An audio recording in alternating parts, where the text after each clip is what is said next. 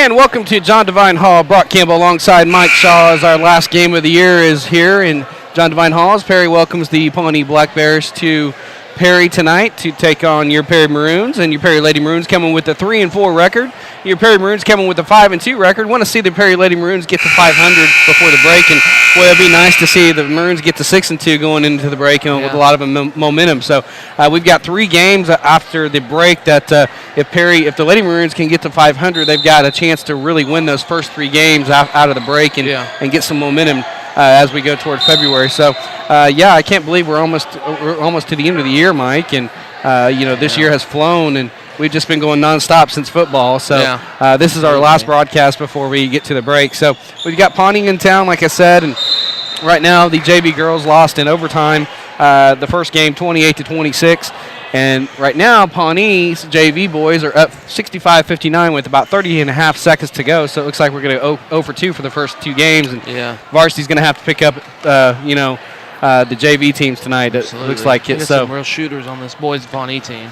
Yeah, they do that. Real dead-eye shooters for 3. And you thought there was a Keaton Page brother out number there. 24 out here. This guy's lighting it up. I don't know who he is, but I don't even know if he's on the roster. They don't have his number, so. If he's on the roster, he needs to play a little bit of varsity. There's no more Page brothers right now until they actually get married and they have kids. Right. Then they'll have some Page kids come through. I think Brody actually has a son. Yeah, Brody has a son. He's still at Hennessy, and Keaton's coaching at Stillwater. And I don't know. He's not even close to being a daddy yet. I know he's probably got a girlfriend, but I don't think there's anything coming anytime soon. No. 67-61, 20.9 seconds. Perry just got an and 1. To try and get it to 5 here with 20 seconds to go. Don't know who's at the line for Perry because I'm not real familiar with the JV squads yet, so I apologize for that. But we've got last game of the year for the Perry Maroons, and they're going to be taking on Pawnee here in just a couple of minutes, in about 20 seconds. We're going to take our first time out. We'll come back. We'll look into the Pawnee Lady Black Bears, the opponent tonight, and we'll get you caught up on all that they're going to be doing and with Coach Sotai's team and all that. So keep it right here. You're listening to Perry Maroon Basketball on Triple Play Sports and Penn Network. And welcome back to John Devine Hall. Brock Campbell and Mike Shaw alongside. Is this better, Tyson? Wow.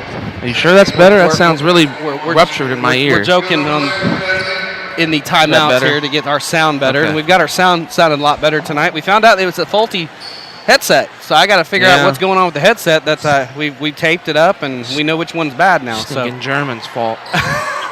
Those Sennheisers, I tell you. Germans. Anyways, let you know this game is sponsored in part by Devon Energy, who take pride in supporting local communities and events where they operate. Visit devonenergy.com today to learn more about how they're producing energy and I'm responsible manager. Devon Energy commitment runs deep, and I got my liners, and I just fumbled over it, but I didn't have these other night, so I got my liners tonight. But we're going to go ahead and dive into the Pawnee Black Bears, the Lady Black Bears. They come in with a 3-1 record to tonight's game. They're coached by Chad Sotai, his second year. It's his 9th year coaching, but it's his second year as the head man. Last year they had a 13-13 record, and if you follow Pawnee basketball, especially the ladies team, that wasn't a good record for them last year. They're used to making those deep runs, and they went 13-13, so a little bit below par last year if you're a Pawnee fan. Yeah, Pawnee basketball seems to be the sport Pawnee kind of triggers to. It is basketball in men's and women's as well. So and they usually have pretty good teams. So Coach Sotai in his second year, he's got the girls going in the right direction, but they just really didn't have a great year at their standard last year. So they're really wanting to improve on that. A little bit of background on Coach Sotai, and I found out that you played against him. I played against him. It's his 9th year coaching, second year as the varsity head coach at Pawnee. Before his time in Pawnee, he worked as a varsity assistant with the girls team at Moore High School. So he coached at Moore. He was an assistant. He graduated from Moore High School, like you said. And you said he was a football player. He was a star. How many yards did he have on you? 245 in the playoff game. They beat us like 35-14. Back when Moore was decent. Yeah, back when Moore there was only 2 Moore schools, not 3, and Moore was really good. And he went on. I think he ran for 2,500 yards that year, or something like that. His senior year, he was really good. And he went to college at University of Central Oklahoma. He started for a couple of years. I don't know. He did. He played there too. I think so. Yeah. He had a couple. I think he had some injuries, if I remember correctly. I was expecting him to rush for about 2,000-3,000 yards there because he was that good, but I think he got hurt. Well, he didn't mention anything about his football career. He's a basketball coach. He was a good basketball player more too. So. But that's a little information. He's a young kid. Yeah, he's about our age, I think. He'd be 2 years, a year older than me. He's probably 30. So he's about my age. No, he's a little younger than you. He's younger than me. I was a junior when he was a senior, so he's only a year older. So he's in than I am. between me and you. You're probably. in your 40s. I don't know what you're talking about. What? My 40s? Hey. I am 37. Well, fire me then. You just got docked pay for next month. Oh, man. Anyways, we'll talk about their starting lineup and by position in their class in just a minute. The type of offense they're going to run, they want to run a 5-out motion, and a 4-out one is in their primary sets. And I don't know how to really explain that until you actually watch Pawnee. Yeah. But do you have any idea what he's talking about there? You know, you got some basketball prowess and basketball. I mean, 5-out motion sounds like you're going to have 5 people outside of the just key, cutting, kind of cutting and rolling and doing back picks, and I think that's what they did last year. If I remember right, they just moving. Yeah, a lot of movement. They like to get the back doors, and they like to get you out of position with the passing and everything. So I think that's what he means there. That's their primary sets. And I've tried to watch the JV squad, and I think I kind of got an idea. I think they spread you. They spread you wide. Yeah, I missed the girls' game. And they try to get gaps. Right. You know, down the lane and stuff like that. So the type of defense they're going to run a zone defense at 3-2.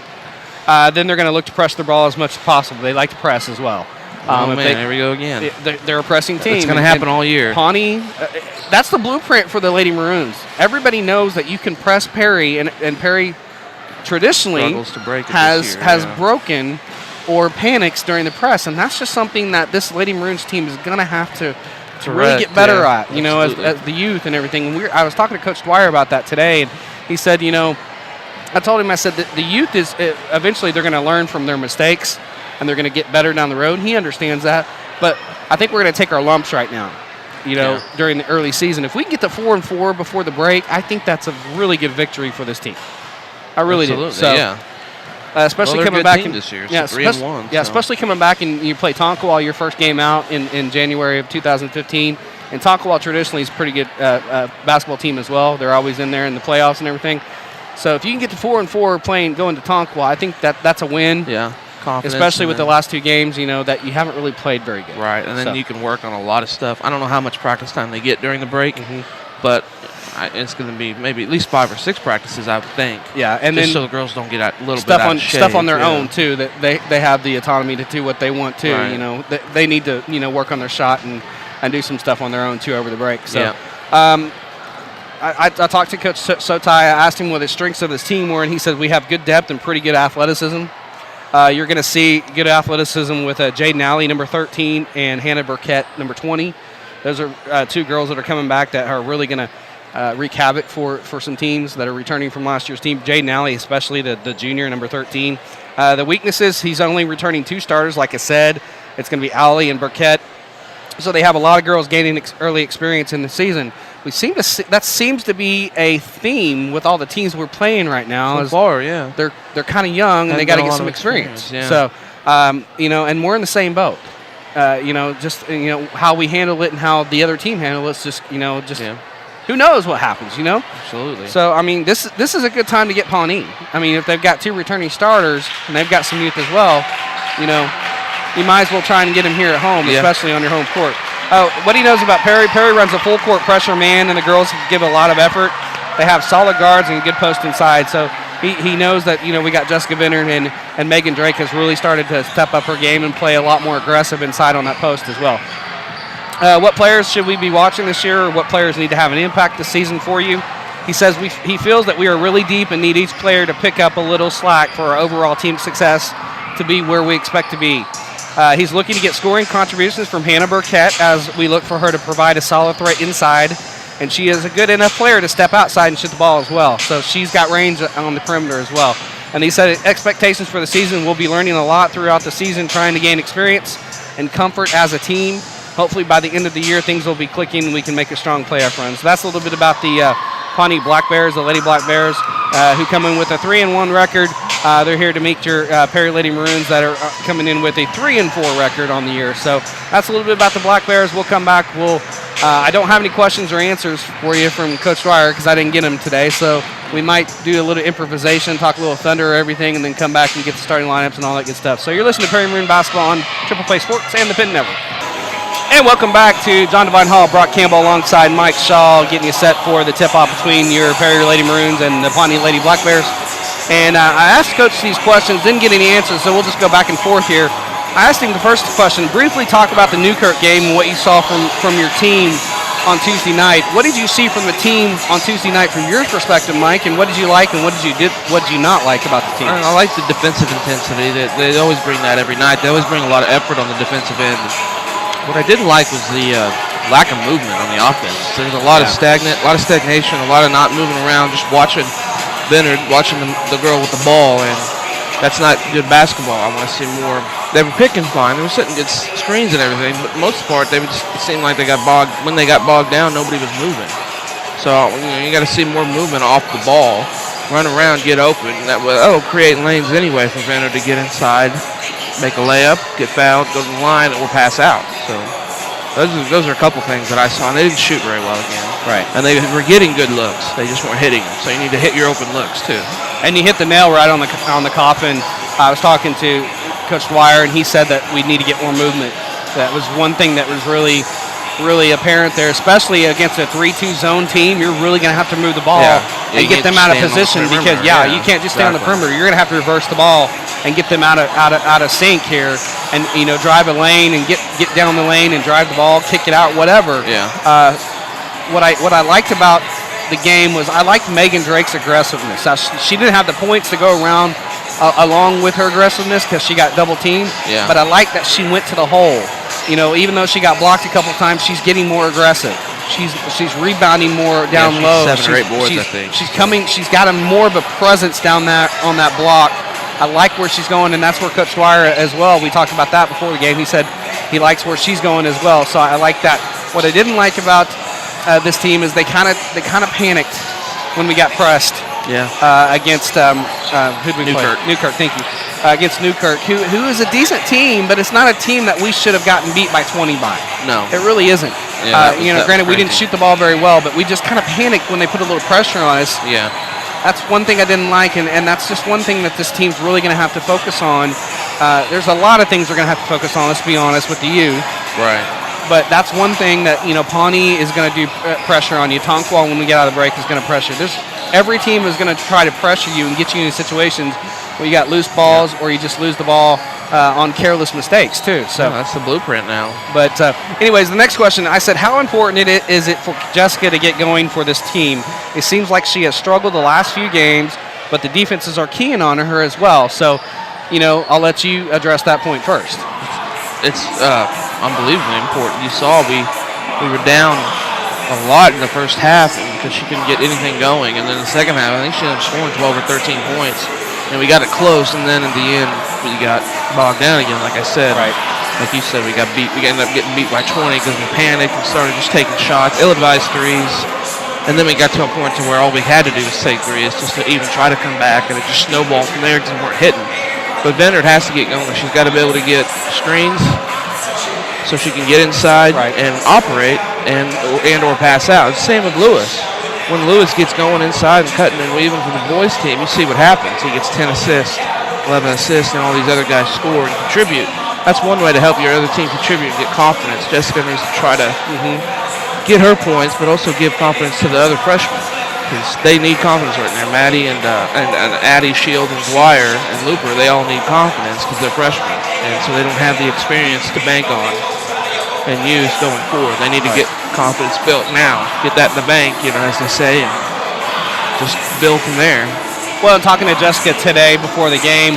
That is in the game plan, is to drive the ball and get down into the lane, penetrate that lane a lot more, and then if she's got the shot, take it. If she doesn't, kick it out. Right. And you got threes, or you got movement. At least you're moving the ball. You got to drive those lanes in the zone, especially. You've got to find those lanes. You got to drive those lanes because they're going to be there. If you get them out of position, there are going to be some lanes that are going to be there in a zone defense. Absolutely. So you're going to have cuts are a big reason back cuts, to get people open. Screening and back cuts are huge in a 3-2 defense. So I look for Jessica to get going. We need to get her to the free throw line a lot more because those are money points for her. So I want to see that tonight as well.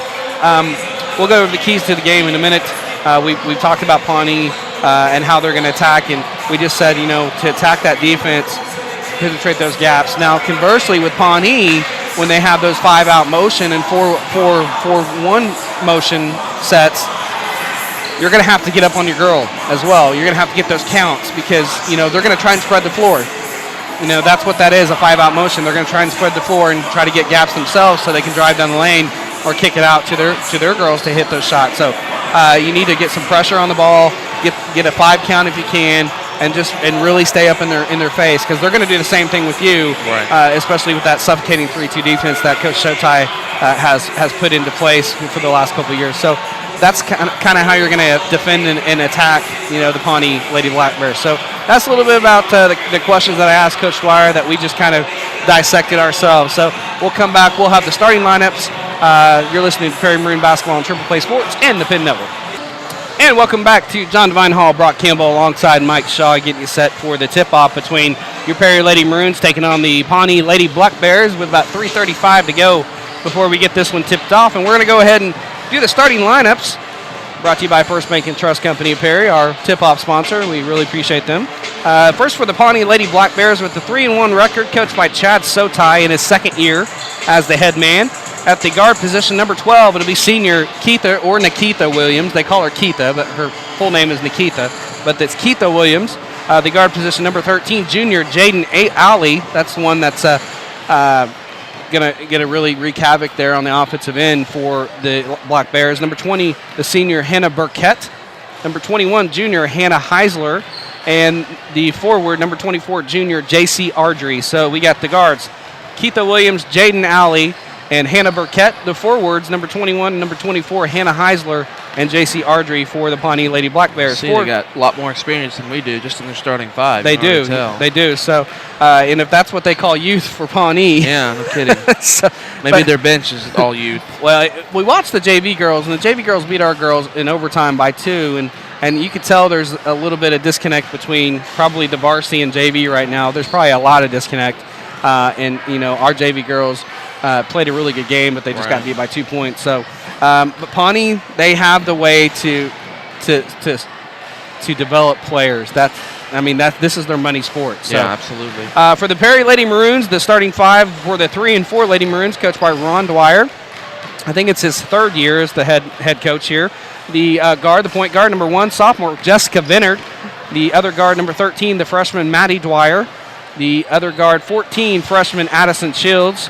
The forward getting the start tonight over Olivia Buck is number 23 because Olivia has a slight concussion. Okay, so we'll see if she plays. She's supposed to be playing, but she suffered a slight concussion on Tuesday again. So that's 2 in the last couple weeks. Yeah, I know. That's worrisome. Getting the start over her is number 23, the senior Carly Arnold. And then number 25, the forward senior Megan Drake. So the guards, Vinnard, Dwyer, and Shields. The forwards will be Arnold and Drake, and that's your starting 5 for the Perry Lady Maroons. Got a minute 20 to go before this one kicks off, and we get the starting lineups and the national anthem. Let's go to the keys to the game tonight, Mike. First, let's go. What's your perspective of keys to the game? I've hit on them a little bit already with the motion. I just don't want to see anybody just standing around watching, and I think maybe with Arnold playing tonight in the starting lineup, we'll see that early because she's a senior and she knows exactly what to do. And you got to shoot better for one, and don't turn it over. So just do real quick. My quick 3 keys right there, kind of essential to win basketball games. Don't turn it over, shoot well, and move without the ball. My other key, ball has to be in Jessica's hands a lot tonight. She's going to have to really navigate the offense and really take charge of this offense and stay out of foul trouble doing it as well. She's going to have to drive the lane and kick out when she can and really, really be a catalyst like Logan Lewis is for the Perry Maroons. So she's really going to have to get more active in the offense, even if it's not for scoring. If she can get the assist in there and assist for scoring, because we're going to have to find secondary scorers. Yeah. It can't just be Especially Jessica. Can't play. But anyways, that's the keys. We're going to go ahead and have the national anthem. We're going to turn around. We'll have the national anthem keeper right here, and then we'll have the tip-off and all that good stuff after. So we'll have the national anthem. Kyle Wiley, our PA. And our national anthem there with the recording from Leanne Rhymes. Already missed the band. Already missed the band, yeah. A little bit easier tonight as we're not yelling. Yeah, but we like the band here. It's too long. Yeah.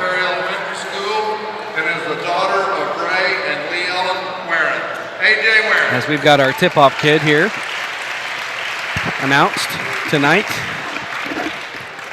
And we'll have our starting lineups for the Pawnee Lady Black Bears and then your Lady Maroons. And we'll have the tip-off here coming up here. And got a pretty good crowd. Pawnee usually traditionally brings a lot of people. It's not that far from here. Number 20. And Hannah Burkett. Number 21, Hannah Meisler. And number 24, JC. and I'll let Kevin Wiley bring you home for the Perry Lady Maroons right now.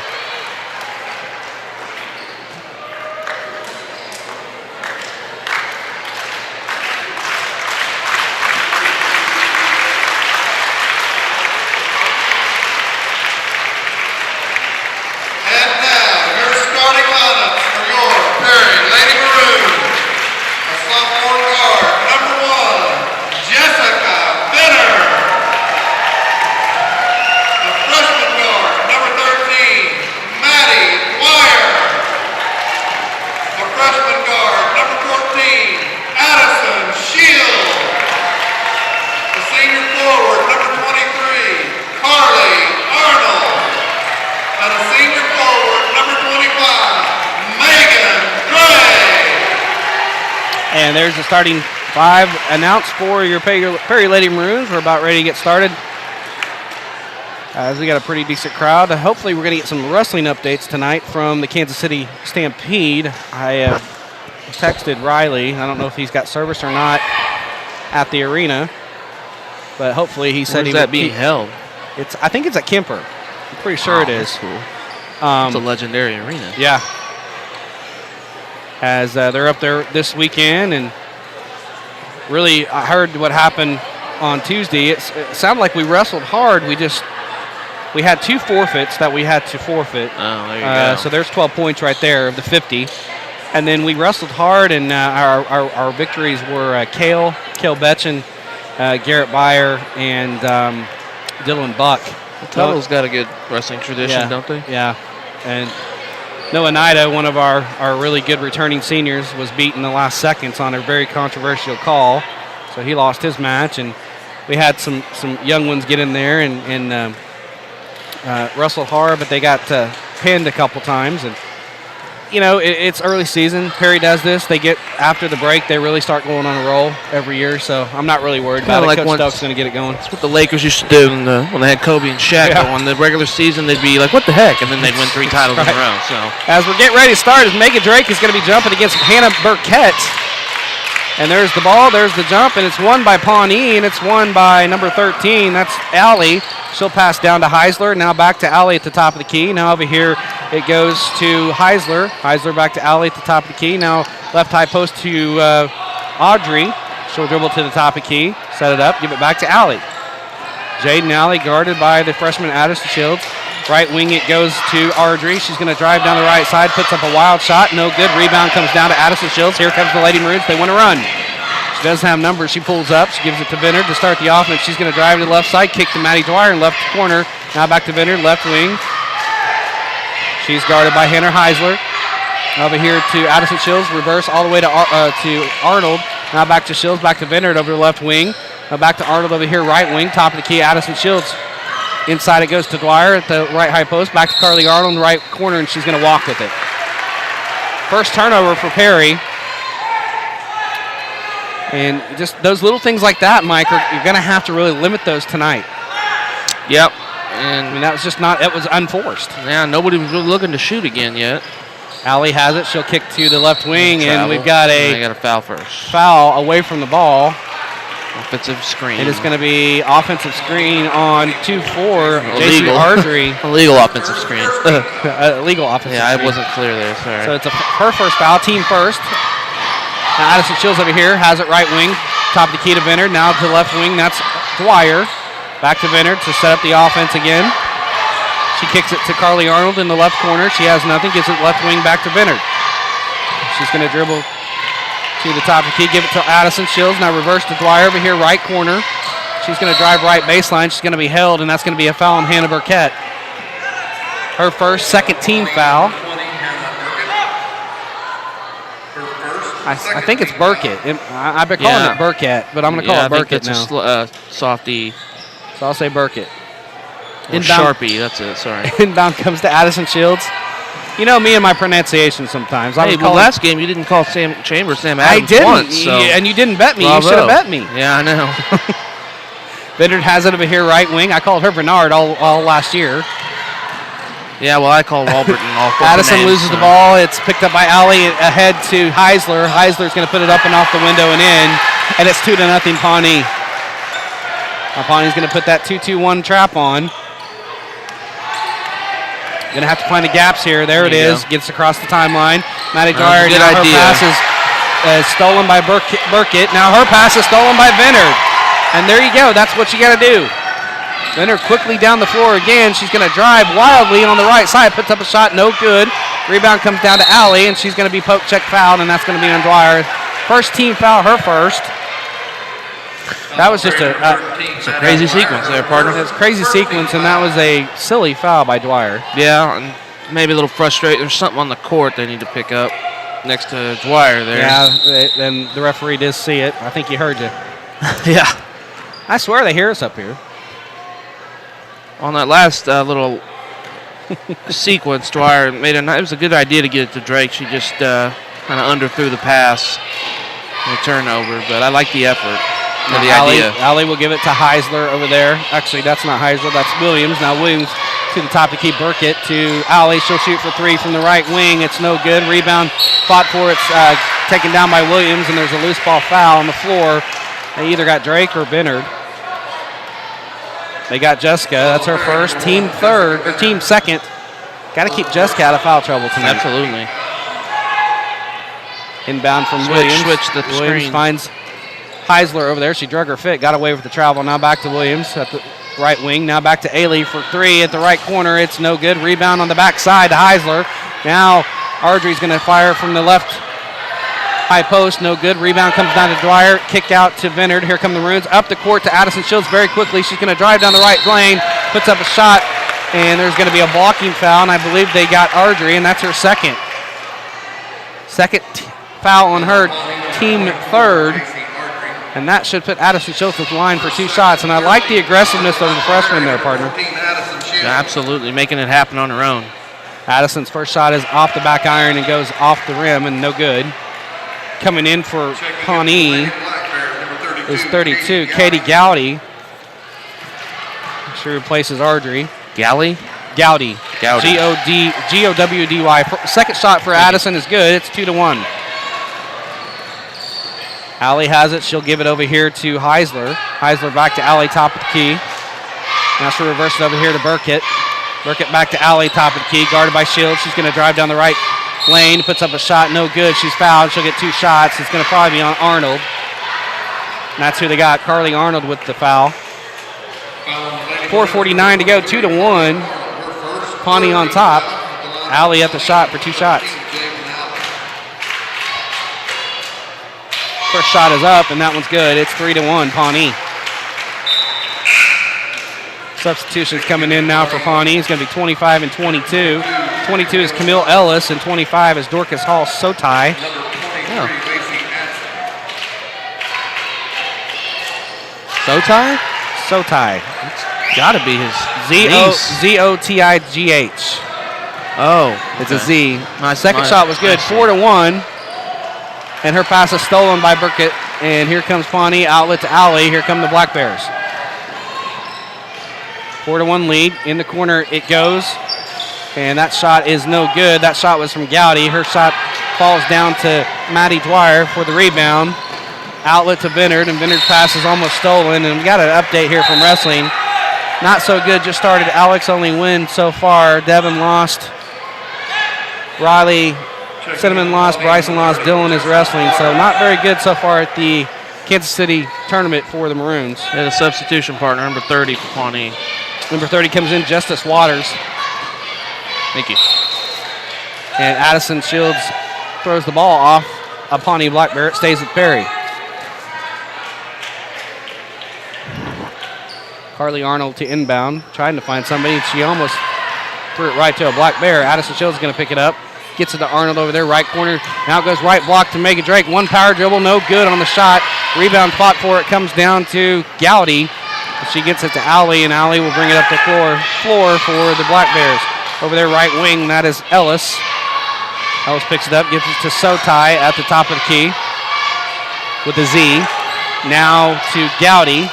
Back in the corner to Allie. Allie will give it top of the key to Ellis for 3. No good. Rebound on the backside to Allie. She loses out of bounds. It'll be Perry ball. 3:42 to go in the first quarter. We're going to try and get a break in here sometime. Arnold will inbound to Vinard. Up the court to Addison Shields in the center of the court. Gets it to Vinard. Now she gets across the timeline to Maddie Dwyer over there left side of the lane. We're going to take a timeout. You're listening to Perry Maroon Basketball. And welcome back to John Devine Hall. Megan Drake, wild shot, came down to Pawnee, and they threw it out of bounds. Now Perry has the ball. Vinard's pass is intercepted, intended for Megan Drake inside, and then she commits the foul in frustration, and that's her first, team fourth. And boy, the focus is to get the ball inside tonight, and they're trying to. There's so far one good look to Megan, and that's it. Yeah, the offense is really coming off to a slow start tonight. Top of the key, it is now to Waters. Waters will pass in the corner, I believe, to Allie. Allie passes to the top of the key. That is Ellis. She's going to drive down the lane, kick it out to Sotai for 3. That's no good on the left wing. And rebound fought for by the freshman Addison Shields, and she's going to run with it. Doesn't have numbers. She's going to try and go against 3 Black Bears, and it's going to stay Perry ball. Well, that was a break, because that was definitely ill-advised. She doesn't shy away from running, partner. No, but it's not a small play. You got to pull that back out when you don't have numbers like that. Totally agree. Inbound comes to Addison Shields. Top of the key. She'll give it to Jessica Bennett over there, left wing.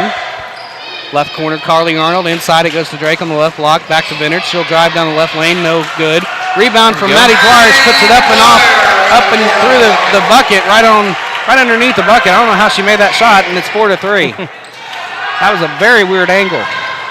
Now Gowdy has it, left high post, and she's going to walk with it. Turnover for the Black Bears, and it goes back to Perry. Well, you can tell she is not comfortable having that ball. Miss Gowdy at the top of this. We've got another substitution coming in. 15, Jaden Biddy. Man, and Burkett coming back in. He's playing a lot of players tonight. Yeah, he's already played 10. A lot of these players we saw in the JV game. Up the court it goes to Vinard, and then you got to call that out. Poked, and yeah, no foul called. Biddy did foul her, but it's poked out. It's stolen by Pawnee. Now Ollie has it in the right lane and puts it up and off the glass and in. 6-3. 2:03 to go, first period. Up it goes to Addison Shields in the middle of the floor. Her pass is batted away. She gets it back to Vinard. Now back up to the floor to Megan Drake. Now back to Vinard across the timeline. Close. She barely got across. Addison Shields now right baseline. She's going to drive, puts it up, shot. A good runner on the baseline, and it rolls through 6-5, and that's aggressiveness. That's a good aggressiveness. Absolutely. Somebody's got to step up and do that. Pass goes inside. It is almost stolen by Maddie Dwyer. Now back to Burkett for 3. That was a one-handed shot. Not even close. A one-handed 3. She gets the rebound. Dwyer does, and there's going to be a hold foul, and it's going to be on Zotai. We'll take another break. You're listening to Perry Maroon Basketball on Triple Play Sports. Welcome back to John Devine Hall. Jaden Alley just nailed a three-pointer on a turnover by Maddie Dwyer, and it's 9-5. Pawnee on top, under a minute to go. Now Addison Shields going to drive the left side of the lane, puts up a shot, no good, but she's fouled.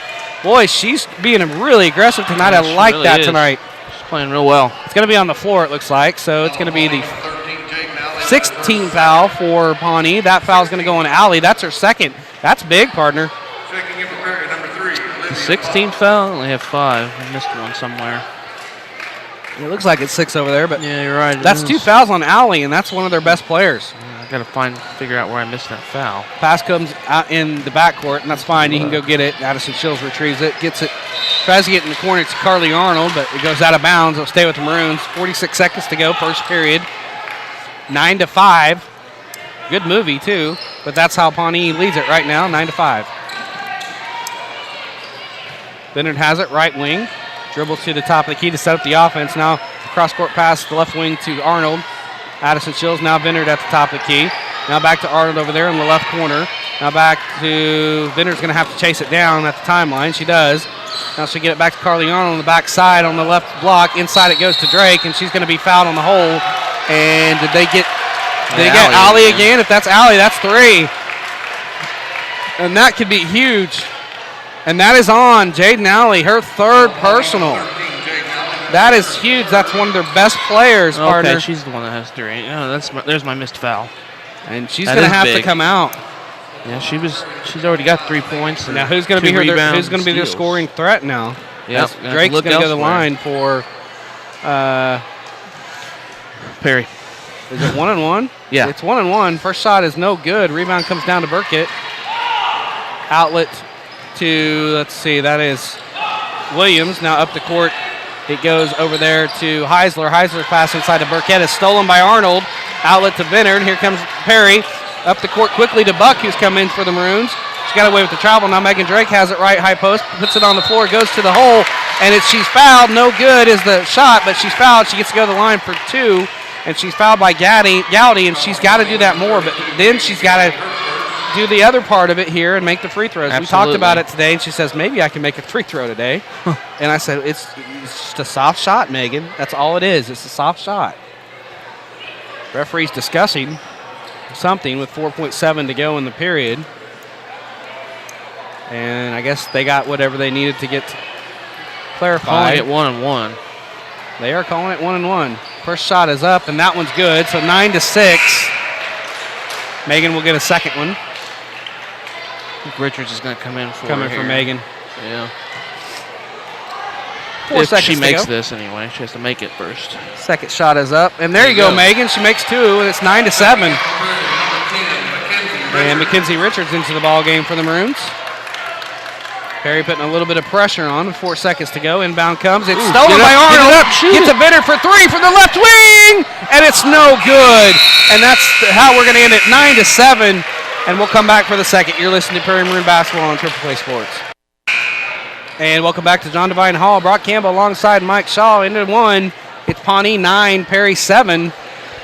And Perry will get the ball to start the second quarter. But as bad as Perry shot, they're only down by 2, partner. Absolutely.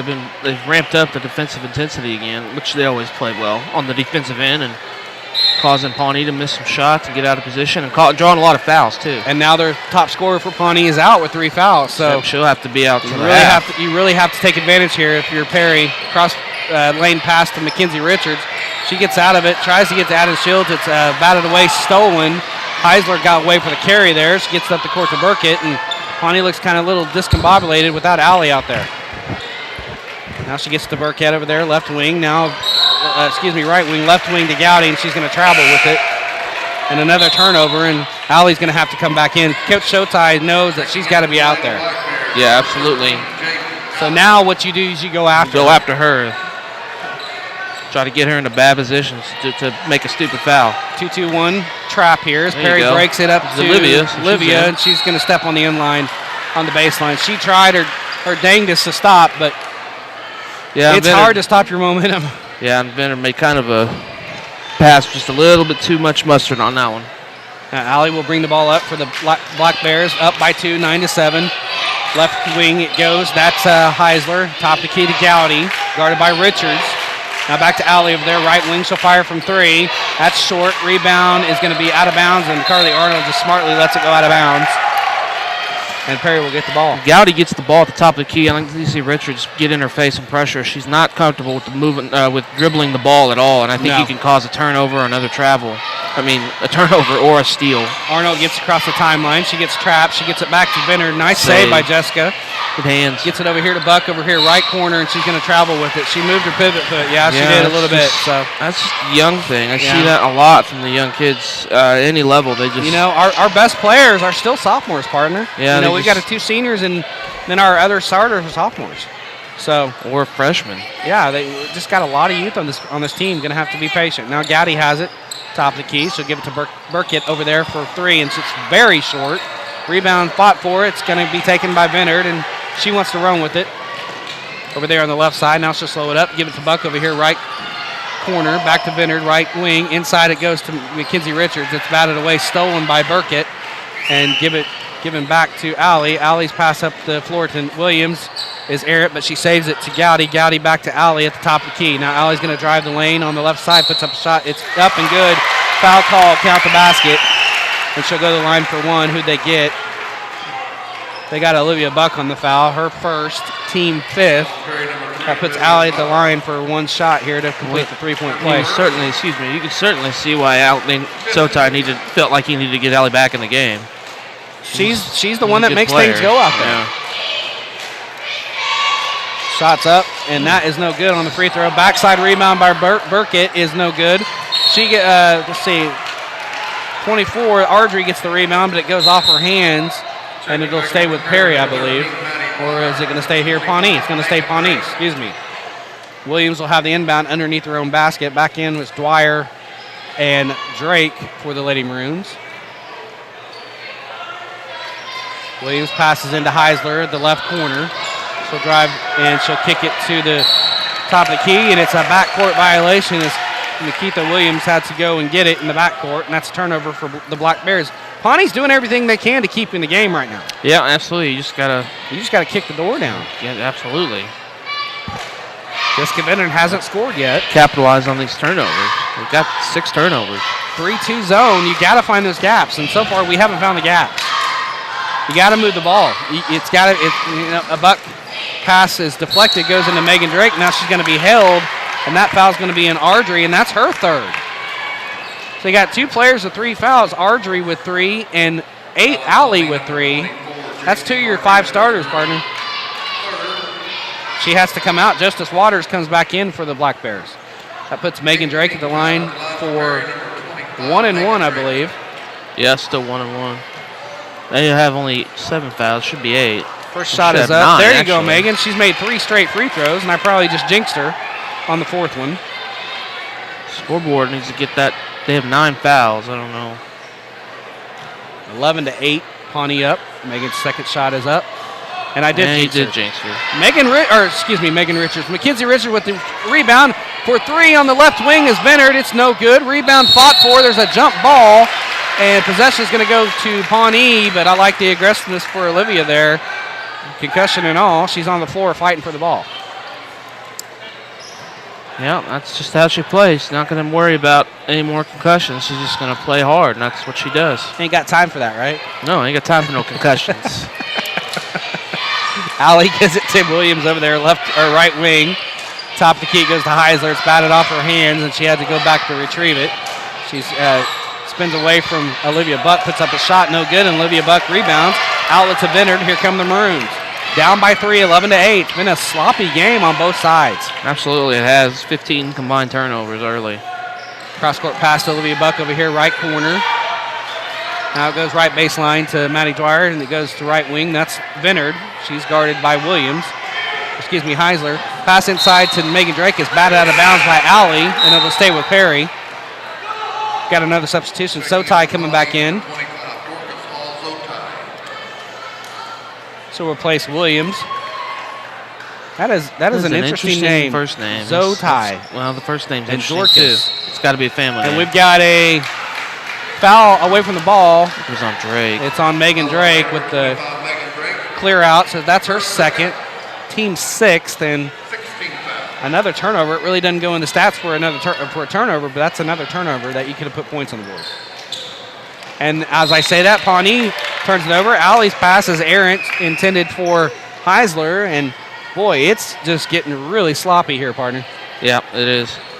4:55 to go in the second period. I got to get some breaks in here, too. Buck has it, right baseline.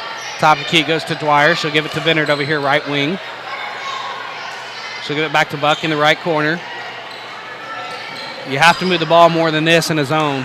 Her pass is batted away. It's stolen by Allie, and she leaves everybody. She missed the layup, though. Knocked it out. And it goes out of bounds off of Pawnee, and it'll go to Perry. She missed a point-blank layup. Yeah. She was clear. She left everybody, and I think that's why you said wow, because her speed. Right, yeah. She was even, and then all of a sudden, boom, she's leaving. Out. Exactly. She's beeping. Even and leaving. And it's off the hands of Olivia Buck. Another turnover. Boy, how many turnovers that combined for the two teams? 18. Good grief. 11-7, Lady Perry Maroons. Allie will bring the ball up. She'll walk it up for the Black Bears. Hand it off to Heisler to start the offense at top of the key. Back to Allie here, left wing, guarded by Maddie Dwyer. Gets a screen. Dribbles across the free throw line. Hands off to Zotai. Zotai inside to Allie as she's trying to post up. She got away with the walk. No, she didn't. She traveled. And another turnover for the Black Bears. We're going to take a timeout. You're listening to Perry Maroon Basketball. And welcome back to John Devine Hall as we have a loose ball foul. It's on number 30 for Pawnee. Justice Waters puts Mackenzie Richards at the line for a 1-and-1. Takes a couple dribbles, shoots the first one, and she makes that one. Nice shot. Nice. It didn't even hit anything there. Pure shot, 11-9. Mackenzie's starting to come along. Second shot is off the rim, and I say that. She misses the second one. And then Burkett, rebounds it. She steps on the baseline. It goes back to Perry. Another turnover, partner. Yep. 11-9 is our score with 3:52 to go before halftime. It's almost the same as the turnover. Sloppy tonight. Vinard inbounds to Dwyer over there, left corner. Top of the key to goes Chloe Pierce, who's come into the ball game. She'll give to Vinard over here, right wing. She's going to dribble to the top of the key and set up the offense. Give to Chloe Pierce over there, left wing. She'll cross-court pass to Carly Arnold, who came back into the ball game, right corner. Now back to the top of the key. That's Vinard. And you got to get more movement here. Arnold in the right corner. Back to Vinard. Quick movement. She's going to drive to the free throw line. Puts up a shot. It's blocked. And it's going to be taken by 13. Jaden Alley. Actually, that's 15. That was Jaden Biddy. Now Alley has it at top of the key. Now back to Biddy. Right wing. Top of the key. It goes to Ellis. Ellis now back to Waters. Now back to Biddy over the right corner. Back to Alley. She has it go off her hands and retrieves it. She'll take a three from the top of the key, and it's up and good. And it's 14-9. You can't leave her that open. She got a screen, and she took advantage of it. Yep. Absolutely, she's a good heck of a player. Chloe Pierce has it. She's going to try and get it over the timeline. She gets it back to Vinard in the backcourt. Going to have to get it over the timeline there. Finally does to Carly Arnold. Now Dwyer. She's going to drive the left side of the lane. Puts up a wild shot. It's no good. Rebound comes down to Ellis. She'll give it back to Alley, and Pawnee has a 5-point lead, 2:34 to go, second period. Alley will drive down the lane, she's going to kick it out to Biddy for three, and it's no good. Rebound falls for, that is Ellis. She gets the long rebound over here in the left corner. And she'll give it to Waters, left corner. Top of the key, it goes to Alley. Alley's going to drive the left lane. Now she's going to reverse the track, puts up a shot in the lane. She's fouled. Shot's no good, but I think Dwyer just bailed her out. Yeah, it was Dwyer and Mackenzie. It's on Mackenzie Richards, her first, team seventh. Now to put Alley at the line for two shots. She has stayed out of her fourth foul. She's got three fouls. First shot is up and no good. And boy, she doesn't look very good on free throw line. Into the game will be Katie Gowdy, placing Justice Waters. Alley will get a second shot. That one's up, and that one's good. So it's 15-9. Pawnee by 6. 2:11 to go before halftime. Addison Shields back into the game.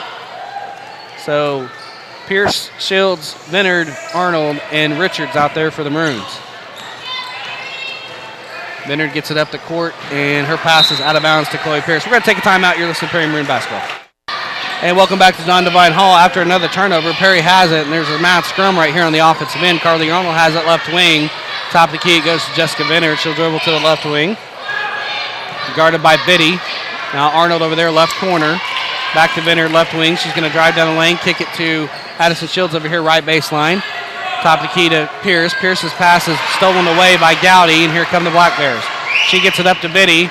And she gets away with a push on Chloe Pierce. Her shot's no good. Rebound Alley. She puts it up and off the glass and in.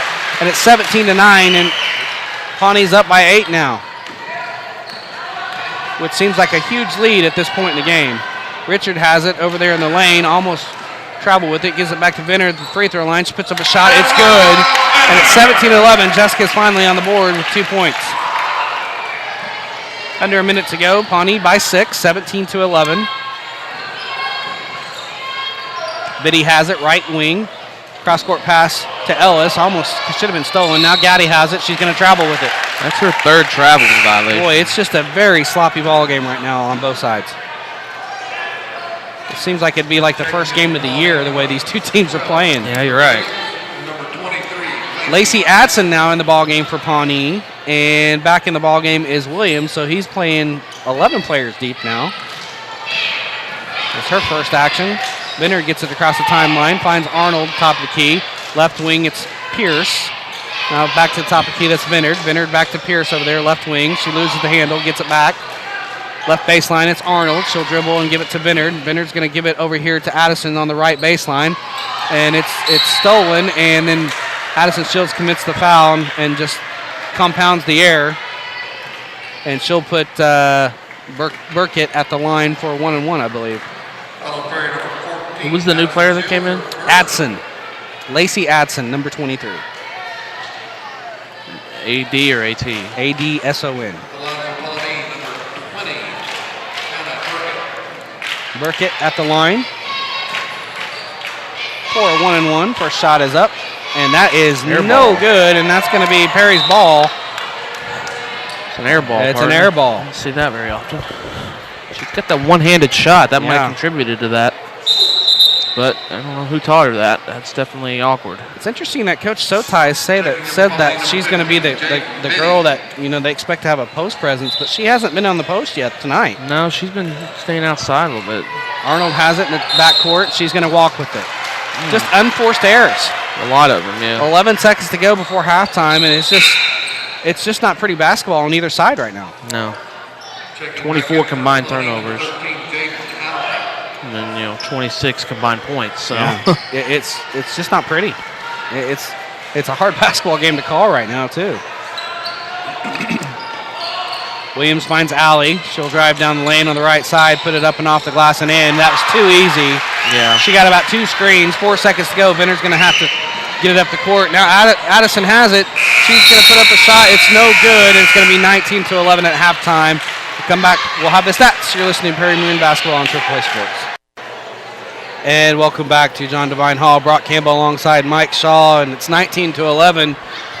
Pawnee on top by 8 at halftime here at the girls' game, but Mikey has not been pretty in that first half, and I know the stats are going to be kind of discombobulated. Let's go ahead and go over. The stats will be indicative of just how ugly it has been, Brock. But start with the Lady Black Bears, 19 points and 7 of 23 shooting. That's good for 30%.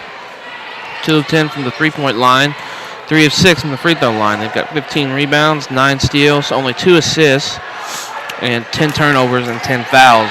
Individually, Allie had 16 points, and a lot of her points just been coming on drives and threes. That's why there's only 2 assists. She's been kind of doing it on her own. And for the Lady Perry Maroons, we got 11 points on 3 of 11 shooting, only taking 11 shots. That's interesting. So, which means we're not forcing a lot, but we're also not taking any open shots. Arnold and mostly Arnold. She's been open a lot. She just does not have the confidence to shoot it. That's going to need to change. You're going to need to shoot it to get other people thinking, well, she'll shoot. So they'll get off you a little bit. So they'll come and pressure you a little bit, not sag on you. Anyway, 0 for 2 from 3, 5 for 9 from the free throw line. They got 9 rebounds, 4 steals, 2 assists, 8 fouls, and big number is 14 turnovers. 5 individually by Bennard.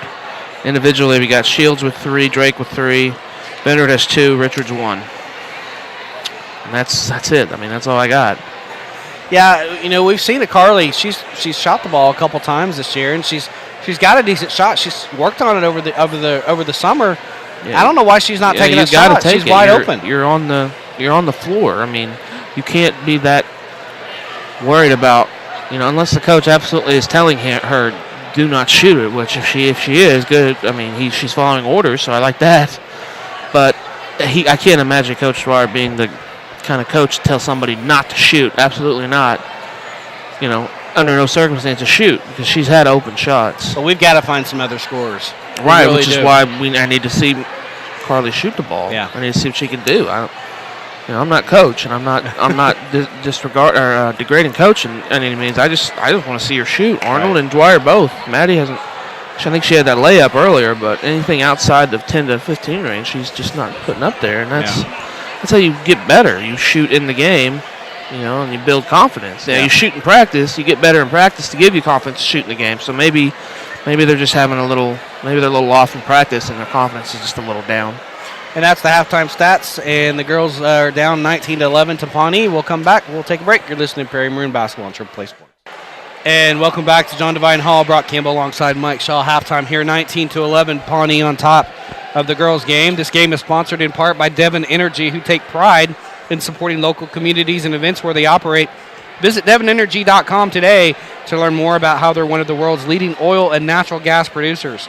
Devon Energy commitment runs deep, and it's 19-11, like I said, at halftime here. And this will be our last broadcast of the year. Our next one will be January 6th, as we'll be in Tonkawa taking on the Tonkawa Bucks for the basketball team. And then I think we have 3 or 4 wrestling events in January, so we'll be bringing you wrestling coverage. And they're at the Kansas City Invitational right now in Kansas City, and I got word that they're not doing so hot so far in the first round, as that got underway at 4 o'clock today. But it's going to be a young team, and it's going to be, you get those young guys from junior high to varsity, Mike, and it's a transition for sure.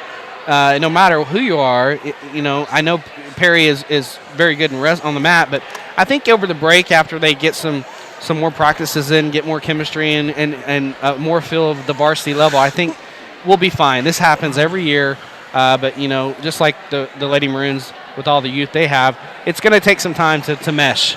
Yeah, absolutely. There's always chemistry. I don't know wrestling. I don't know how much team chemistry really affects anything, because it's more of an individualized sport. I understand that there's a team aspect to it, and you get the team final points, but you're out there on the mat alone.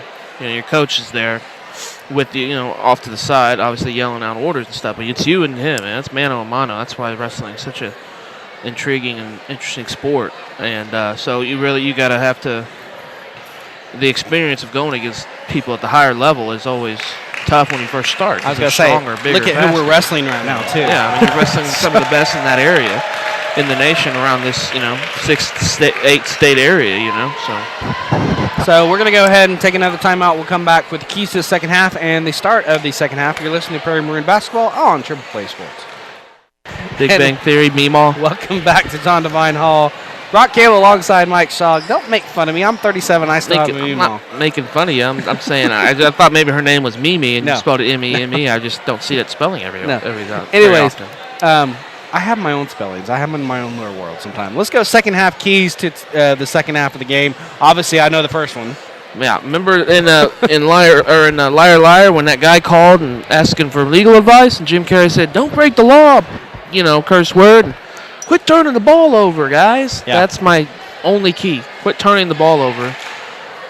You're gonna have to find a way to break that press, because that has been the main turnovers. Benner's getting pressured, so she's having to throw high passes to girls, and they're going out of bounds. So that's really my only key. Their defense is fine. Quit, a little fouling, but right. They're fouling more than us. So that's turnovers. You're gonna have to start faking up top on a pass and go down low with the bounce pass. That's a good way to break the press when they get their hands up on you. Looks like Perry's going to get the ball first, but we don't have a referees yet. There they are. Come on, guys, get out of the siesta. And we do have 3 referees. I just noticed that. They all look the same, too. They do. I didn't really notice that, but Jack, our filmer, was wondering why we have 3 referees. Yeah, it's usually what you do have. We've had 2 the last we have had 2. So few games. We got 3 tonight, and they all look alike. They're all ball-headed. Hope we can see. They brothers? Yeah, it could be. Oh, well. Karamazov brothers. Leonard has it right wing. Right corner, it goes to Arnold. She'll drive the right baseline. She's cut off by Burkett. Oh, Allie's got to be careful. And now Benner gets the loose ball. She gets it over here to Addison Shields over left wing. Almost traveled with it. Gets it back over here to Arnold, right corner. Back to top of the key. Addison Shields to Benner. Oh, inside pass to Drake. I don't know how she caught it. Allie was in the area. Off the glass, but Allie it's was in the area. That could be on her. But there's a foul, and it's going to be on Burkett. 20. It's going to be Megan Drake at the line. But how did Megan Drake get that pass in between all that? I don't know. That was impressive. All those good soft bodies. hands by her. First shot is up, and there it is, Megan. It's 19-12. That's what you need to do. A softer shot. That's what I told her. With your shot, Megan, you need to have a softer shot at the free throw line. She's got 4 free throws tonight, so. Second shot is up. Much better. And that one rims out. Rebound comes down to Heisler. She'll give it to Allie, and Perry's down by 7, 19-12. She'll walk the ball up the court, met by Addison Shields. Gives it over to Heisler over here, right wing. Burkett at the top of the key. She almost walked with I think it. she did walk. She did, I think.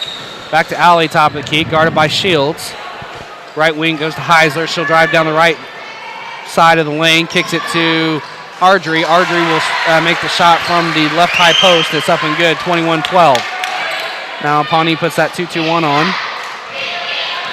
Jessica Bender breaks it very easily there. Good to.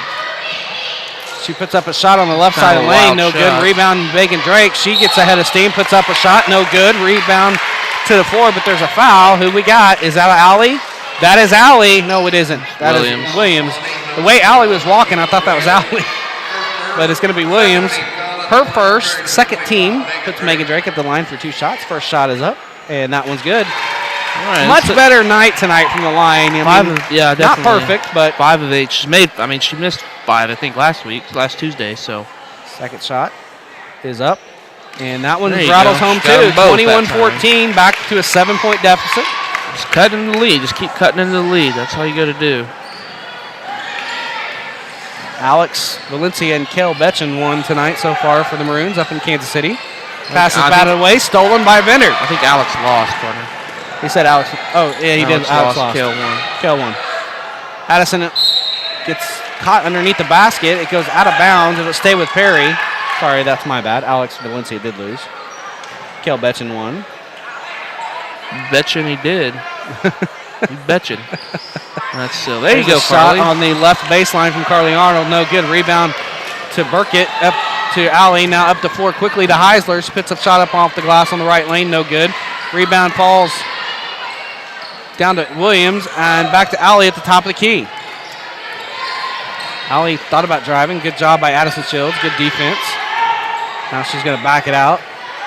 Kicks over here to Williams. Actually, that's Heisler. Heisler to Burkett, and then Williams over there left wing. Almost traveled with it. Back to top of key to Allie. She'll fire from 3, and it's good. Boy. A good shot. And now Pawnee's up by 10, and you've dug yourself a hole here. Yep, you gotta run out on Allie. You can't let her get that open of a shot. Inbound comes to Drake. Back to Vinard. Get across that line. Now up the court, it goes to Addison Shields. She's got a breakaway. Nice puts job, up a shot Addie. on the right side of it, and it falls out. Rebound to Ardrey. Back to Allie, and Allie quickly up the court to Heisler. Heisler puts a shot up off the glass. No good. Rebound falls to Ardrey, and I think she got fouled on the shot, and I think it's going to be on Dwyer. If it is, that's her third. Nope, it's going to be on Megan Drake. Her second.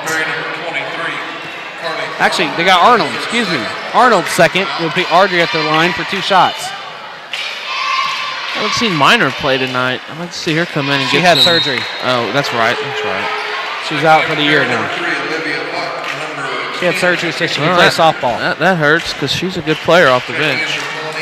Ardrey misses the shot. She'll get another one. Richards back into the ball game for the Maroons, as is Buck. Ardrey's second shot rattles out. Rebound comes down to Drake, and Perry's got to have to start cutting into this 10-point lead. Yeah. Got to have to start getting some scoring. Vinard now Buck over there in the right corner. Back to top of key is Arnold. Back to Vinard over here. Back to Buck in the right corner. She's going to drive, cut off. Puts a nice pass off the hands of the Pawnee girl. Now tipped back to Drake, and she puts it up and off the glass and in. Who cares? It's luck. It goes in, and it's 24-16. Game of inches. Allie pass is out of bounds over here. Zotai comes back in. And it'll stay with Pawnee as it was tipped out by Perry.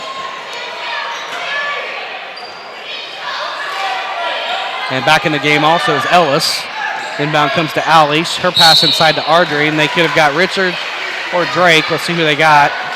Either way, Richards will be her second. It's going to be Drake's third. Second, excuse me. No, it is their third. I should have went with my first instinct. Inbound comes to Allie. She gets a screen, but good job by fighting through it. Yeah, absolutely. Now Ardrey has it over here, right wing. She puts up a shot from about 10. It rolls in and out. Rebound comes down to Sotai.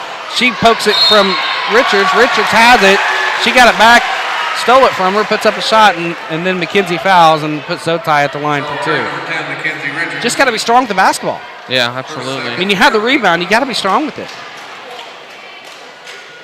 That's McKenzie's. Did she get the foul? It's her third. Yeah, McKenzie's second.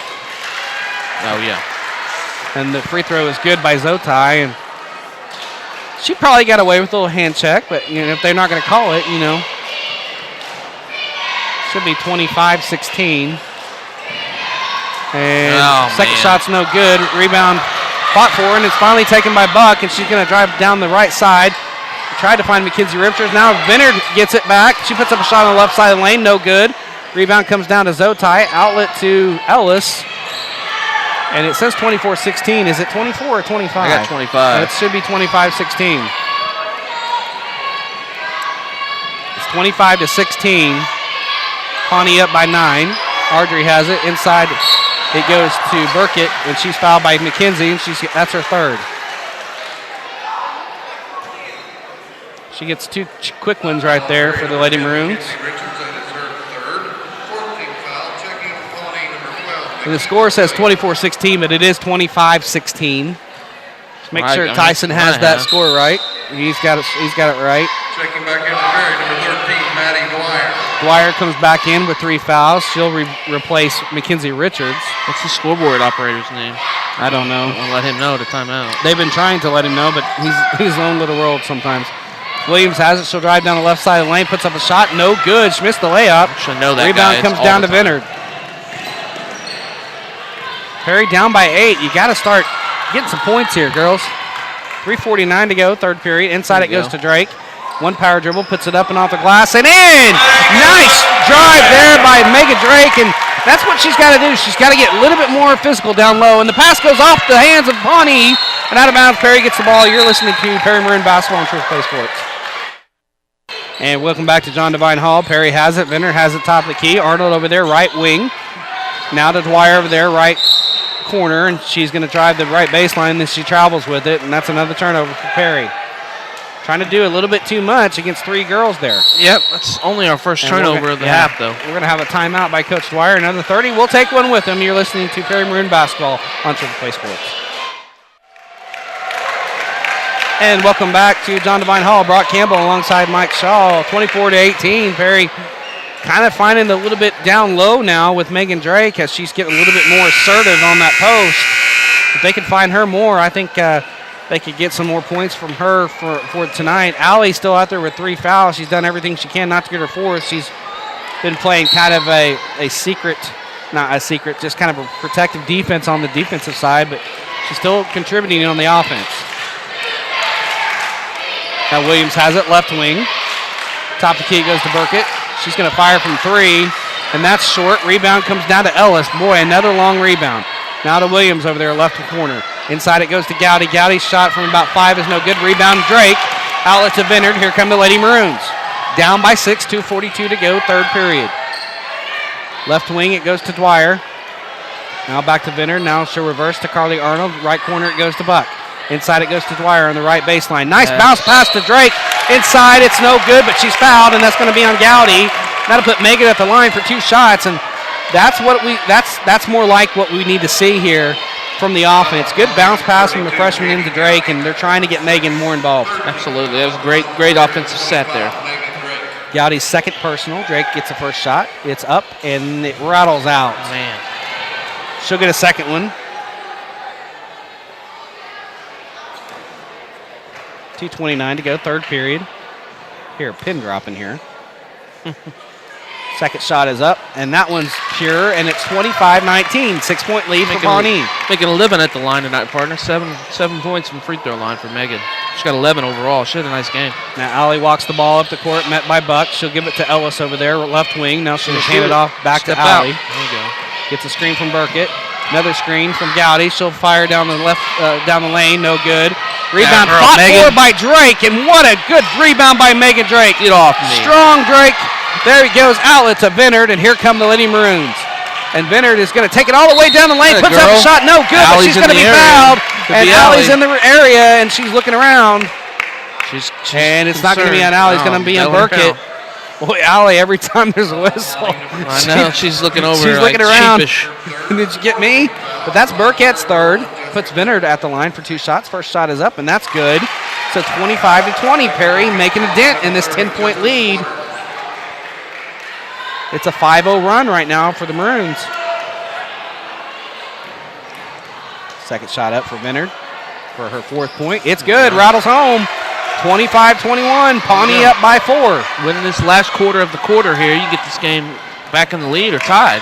Allie will give it to Ellis over here, right wing, guarded by Dwyer. Justice Waters comes in. Now she's going to drive the right baseline, cut off nicely by Dwyer. Top of the key, it's an errant pass, and Allie's trying to save it. It's going to be backcourt, and it's going to be Perry's ball.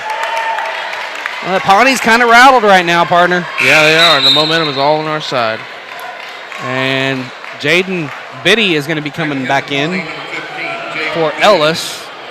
Camille Ellis will go to the bench. Jaden Biddy will come in. Sister of Kaylin Biddy, I'm pretty sure. Top of the Biddy key. sisters. Top of the key, Buck. Oh, Buck's pass is almost stolen. Good retrieve. Recovery by Arnold. Recovery by Arnold. Back to Bennard. Now Dwyer, right corner, back to Bennard. Right wing. She thought about a 3. Yeah. She looked at it. Now she gets the thinks buck about at a the 3 top when of the she key. gets in the gym, partner. She's got in the gym range. Arnold, now Dwyer over there, left corner, back to top of key to Bennard. Shoot it. She thought about it. Yeah. Dwyer has it now left wing. She'll drive the left baseline, cut off. Back to top of key for Buck for 3. And it rattles in and it banks home. The bank is open. She makes a deposit. It's 25-24 and a timeout by Coach Sotai. And Olivia, when she saw that one go in, she kind of rolled her eyes. She's like, "You're kidding me." You got to take That it went when in. you can. Yeah, it's all She right. had a little grin on her face. It's the holidays. The bank's open late. And Merry Christmas to Olivia Buck and that bank shot. She gets an early present, and it's 25-24. Now it's okay to say Merry Christmas, right? Unlike me last week. Remember Tuesday? You were trying to get out of here early, getting weren't there you? early. Yeah, I like to get the. I'm in the Christmas spirit. You can early. say that tonight. Okay. So it's 25-24. I should have said Hanukkah. Happy Hanukkah. I think Yeah, Hanukkah it is Hanukkah right now. Right now. Yeah. Yes, it is. So The 8 nights of Hanukkah. the 8 nights of Hanukkah. Boy, that'd be cool to get 8 nights of presents. Yeah, we only get one a night. Yeah, well, no. Traditionally, you do. No, it'd have to be several a night for me. I'm selfish. You have to Remember? have yeah, you get like dreidels and crayons or whatever they get. Whatever the Jewish traditional menorah. present is. Yeah, menorahs. Baklava. Oh gosh, They have that's a some good baklava stuff. dinner. And I don't think that's Jewish. That's Greek. Yeah. But that's good Trying to too. think of what- Are you hungry? Yeah, I haven't eaten today. Trying to think of what a traditional Jewish dinner would be. It would be Latkes, matzo balls. Matzo balls, latkes, Yeah. lox, I don't fish, I don't know. lox and bagels. Yeah. I hope I'm not coming off 2 races. I'm not trying to be. Trust me. Under a minute to go, third period. Pawnee up by 1. I'm ignorant. That's Deep what it thoughts is, from not Mike Shaw. racist. Pass is batted away, and it's almost stolen by Megan Drake. And boy, the defense has really stepped up Yeah, here in the third Well, period. you can feel it. The energy is risen Yeah. in the gym, and the momentum's all on the Perry side, and they feel it. The Lady Maroons have not beaten Pawnee in several years. So, and it goes off of Allie's hands, and it goes to Perry. And boy, they are rattled really, really big time right now, Yeah, and partner. they're suffocating Allie. They're not letting her get open at all the last couple of possessions. Well, she was a key in the walkthrough. I listened to Coach. He said that's their key. That's the only one they really have. And so far, that's she's got proven 19 to be points. right. Yeah, so she's 19 of the definitely leader. 25. Now Bennard has it, and she loses it in the lane. Timeout. And Buck will get it on the floor, and there's a timeout, a 30-second, I believe. go. Good job by the sophomore getting that timeout. I think Coach got it, but either way. It'll be a 30-second timeout, so we got about 39 and a half seconds to go in the third period, and all the momentum right now is on the Lady Maroon side as they're trying to get to 500 before we get to Christmas break, and like we were talking about in the tip-off show, that would be a huge accomplishment for this young team to be 4-4 at the break. Absolutely. And they're winning. Like I said, they're winning. They were down 8, I think, coming in. So win each quarter of the quarter, 2 minutes. But, get those 2 minutes and see where you are at the end of that game. So I'm putting air quotes on. And then they've won the last 2 minutes of this quarter because they were down 6 to 8 points starting 2 minutes ago. But why has this worked so far? They're driving the lanes. Yep. They're getting the ball They're down moving, low. They're moving the ball. They're being aggressive on the offensive end. They're not waiting around to see if somebody else is going to do it. Inbound comes to Buck. Over here, left wing, it goes. I think this is Jessica, that is. She'll dribble to the top of the key. 29 seconds to go. Down by 1, 25-24. Pawnee on top, clinging to a 1-point lead. I think we're going to take last shot. I think we're here, we're going to play corners over here. Jessica and Olivia playing catch. Inside it goes to Dwyer. Back to Buck. Now back to Bennard over here, left wing. Right corner it goes to Arnold. Now Buck. Now Vinner to the top of the key. 9 seconds. Now we're going to have to go. Get a screen on the shooter here on 15. And we got Dwyer over here, left corner. Back to Buck, left wing. She's going to fire from 3 from the left wing, and it's no good. But the backside rebound was to Arnold, and if she had more time, she would have had a layup. But it's 25-24 as we go to the fourth. You're listening to Perry Maroon Basketball on Triple Play Sports. And welcome back to John Devine Hall. Brock Campbell alongside Mike Shaw as we start the fourth period. 25-24, Pawnee clinging and nursing a 1-point lead here as we enter the fourth. They'll get the possession to start the fourth quarter. Buck, Vinner, Drake, Arnold, and Dwyer out there for the Lady Maroons. Now Zotai has it, left wing, top of the key, goes to Gowdy. She'll reverse to Ellis, who's come back in. Burkett flash, just didn't get her. Now Allie at the top of the key. She'll drive down the right side of the lane, no good on the shot, but she's fouled on the hole. Who they get? They got Olivia. They got Olivia Buck. That'll be her second, I believe. Yep. That's what I've got. That'll put Allie at the free throw line for 2 shots. I thought she was on the ground. First shot is up, and that's good. It's 26-24. Pawnee back to 2-point lead.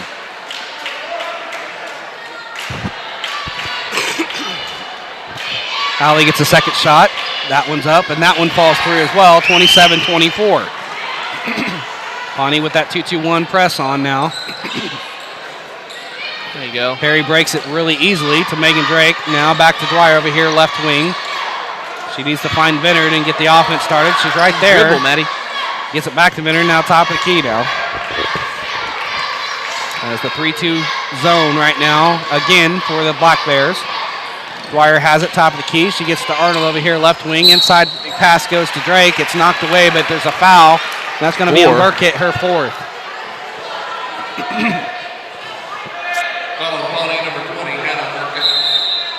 And she's going to have to come up. She'll be replaced by J.C. Ardrey, who's got 3, I think, herself. Yep. And they got a little bit of foul trouble with the 3 of their starters. And Allie has 3 still. Now Buck has it over there, right corner. Dribbles to the right wing. Back to Dwyer, right corner. Back to right wing. That's Buck. Now cross court to left wing. Now back to Buck over the right wing. Now Vinnard has it left wing. Back to Buck in the right corner. Back to Vinnard. Now cross court down low to Dwyer. Now back to the high top of the key, Arnold. She'll hand it off to Vinnard. Set up the offense. Now back to Buck over there, right wing. Right high post to Drake. Takes one power dribble. Puts up a shot. And it's going to be a jump ball. It's going to stay with Perry. Though. But I like what she's trying to do. She's trying to get to the hole. Yeah, absolutely. Vinnard inbounds to Buck. Back to Vinnard over there. Right baseline. Puts up a shot. It's no good. Rebound fought for. It's to Drake. She takes a couple power drills. Puts up a shot. She's fouled. And she'll go to the line. And she'll shoot 2 free throws. And I think they got Zotai. And that's who they got. Zotai. Dorcas Hall Zotai. That's her second. Drake's really taking it upon herself to take over this game. Megan's first shot is no good. Falls off the rim. It's 27-24 still. She'll get a second one to get it back to 2 points. Second shot's up. And that one is good as well. So 27-25, Pawnee up by 2. Perry in within striking distance. That's where you want to be in the fourth period. 6:44 to go. Screen there by Gowdy. Allie's got the ball. She's going to drive down the lane, puts up a shot on the right side, and Olivia Buck just bailed her out. She had no angle at all there. Yeah, she just needed to stay straight up on that. She didn't need to jump into the defender. Just stay straight up, your arm straight up, and we'll cause a wild shot anyway. That's Olivia's third. It puts Allie at the line for 2 shots, who just made her last 2 free throws. First shot is up, and that one rattles out. So it's still going to be a 1-possession game no matter what. Addison Shields back in, replaces Maddie Dwyer, excuse me. Allie gets a second shot. That one's up, and that one rattles home. So it's a 3-point lead, 28-25. Black Bears on top. Inbound to Drake, back to Vinnard. Now she's going to break the press herself. Up the court to Addison Shields on the left side. Puts up a shot. It's blocked by Gowdy and given to Allie. And Allie's going to run with it for the Black Bears. Takes it all the way down the right side, and she's going to be bailed out by Vinnard as she was set there. She stepped across and put up the shot, and she's going to be called for the foul, and it's going to be Jessica's second. Puts Allie at the line for 2 shots again. She's starting to get loose here, last couple possessions for some reason. Just losing her defensively. First shot is up and good, 29-25. Pawnee up by 4 now. Atson back in, and Williams back in for Pawnee.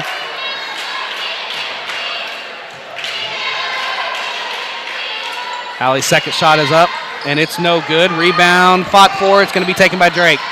Perry down by 4 now. Bennard has it. 6:20 to go. Plenty of time. Buck has it over the right corner. Right wing goes to Bennard. He'll set up the offense. Back to right wing. That's Buck. Right top of the key. Bennard now back to right wing. That's Buck. Inside pass to Drake. It's batted away. Recovered by Buck for 3 at the top of the key for Bennard. And it falls through. Bring it up. Cha-ching. And the first 3 ball goes through for the Maroons. They're down by 1, 29-28. Now Ardrey's going to fire from 3. It's no good. Rebound fought for. It's going to be taken by Arnold. There's a loose ball, and it's going to be out of bounds. Almost a jump ball, but it goes out of bounds. It'll stay with Perry. And Perry has an opportunity to take the lead here with 5:47 to go. Man, I don't think they've led all day, partner. They have not. They have. It was very, very early.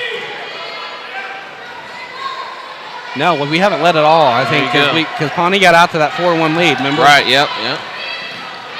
Jessica Bender breaks the press herself, but she's getting hounded right there by Addison. Gets it Addison Shields over here, left baseline. She'll drive, and she's blocked on the shot by Gowdy. Not a good shot by Addison. Up the floor it goes to Williams, and she's got a layup on the backside. Nobody got her, and it's up and good. 31-28. Offensive breakdowns just can't happen this late in the game. Leonard he's got to have some help. Finally finds Drake. And there's going to be a timeout. See if we get a full or a 30. And we're going to have a full timeout. Let's take one with him, Jordan. Let's play break 15 and 16. You're listening to Perry Maroon Basketball on Triple Play Sports. And welcome back to John Devine Hall. Brock Campbell alongside Mike Shaw. 31-28, Pawnee on top. Perry has the ball, though. 5:14 to go in the ball game. Perry had all the momentum in the third quarter. Buck is trapped, and we're going to have a foul. Oh, wait. Did they call a foul? No, they just called the ball out of bounds. It'll stay with Perry. Inbound comes to Bennard. 5:05 to go. She just made a 3. Drives the lane, kicks it to Addison Shields, left corner. Her pass is batted away, stolen by Zotai. Zotai's pass across the lane is batted away, stolen by Arnold, and she gets out of there. She's going to get trapped in the corner, and we're going to have out of bounds. Will stay with Perry. Thank God, because that was not looking good right there. She was going to get trapped in that corner. Dwyer back into the game for the Maroons. Inbound to Drake, now to Bennard. Bennard breaks that press very easily. Up the court to Dwyer over there, left wing, or right wing. Now she'll hand it off to Bennard. Right high post, it goes to Drake. Now back to Dwyer, right wing. Gives it to Buck over here, left wing. Top of the key, it goes to Bennard. Pawnee doubling Drake. Now to Arnold over there, right baseline. Puts up a shot, it's blocked. And it goes out of bounds. It'll stay with Perry. Gowdy girls got 4 blocks. Yeah, they're active tonight. They're doubling Drake right now. With Gowdy and Alley are sagging back on her. Inbound comes to Buck. Now back to Bennard over there, right corner, right wing. It goes to Buck. Right wing. Nice inbound pass to Drake. No good. Gets her on the rebound. Puts up the shot. No good. Rebound comes down to Carly Arnold. Now to Buck over here, left wing. But a good sequence there. Just didn't get the shot to go. Bennard has it left wing. She'll drive down the left lane. Puts up a shot. It's up and good. A no call. Count the basket. Jessica Bennard. She'll go to the line. And who'd they get there? And that is on Allie. That's her 4th foul. And Bennard goes to the line to tie this one up with 4:04 to go. Huge play. Ice water in the veins, Bennard has. Jessica goes to the line, takes a couple dribbles, shoots it, and that one's made, and we're tied at 31. 31 all, 4:04 to go in the ball game. Here we go. Hold on to your seats.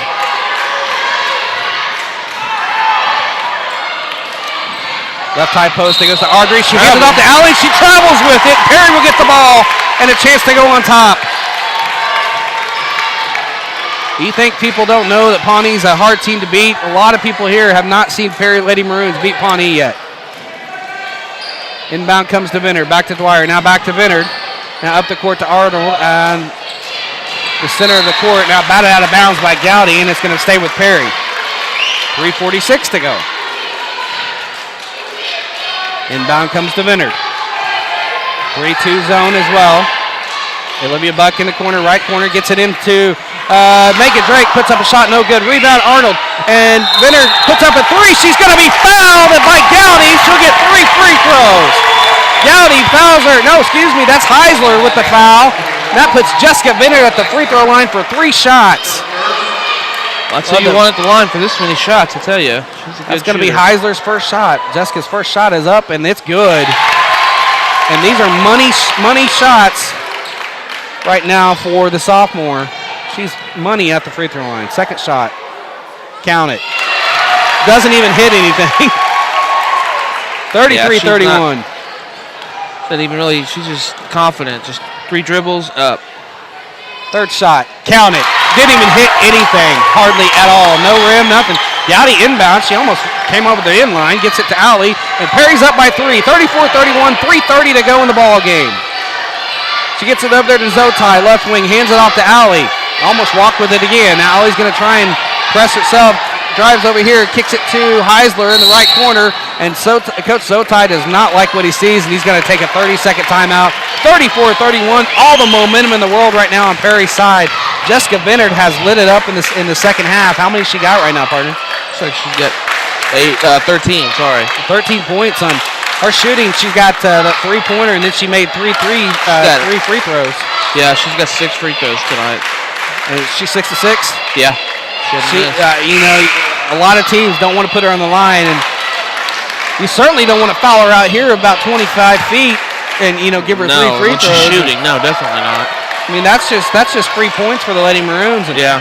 Well, I tell you right now, this would be a huge win and a huge confidence booster for the Lady Maroons, Mike, if they can beat Pawnee.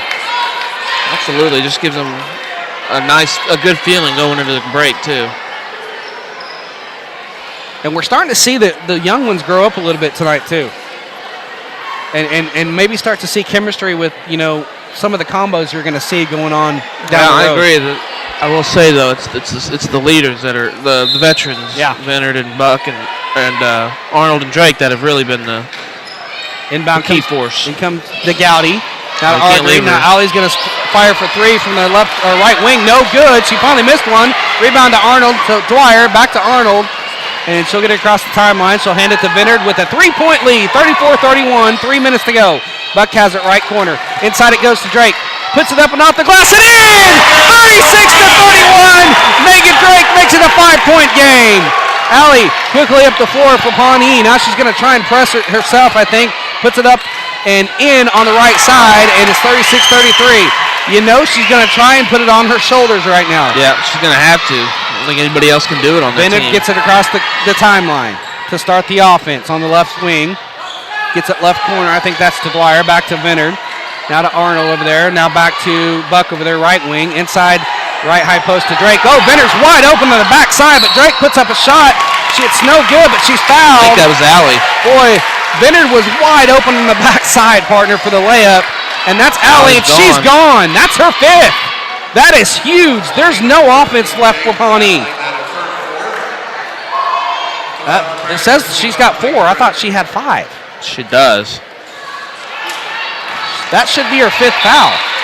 I've got her with 5. Coach Zotai's not happy. I thought Allie was 5. That's 5. She's got 5.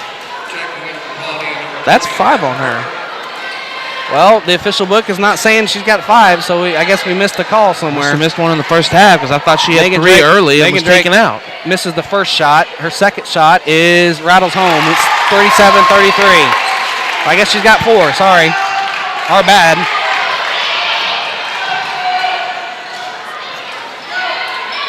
Now Ellis has it. Adson now to Burkett.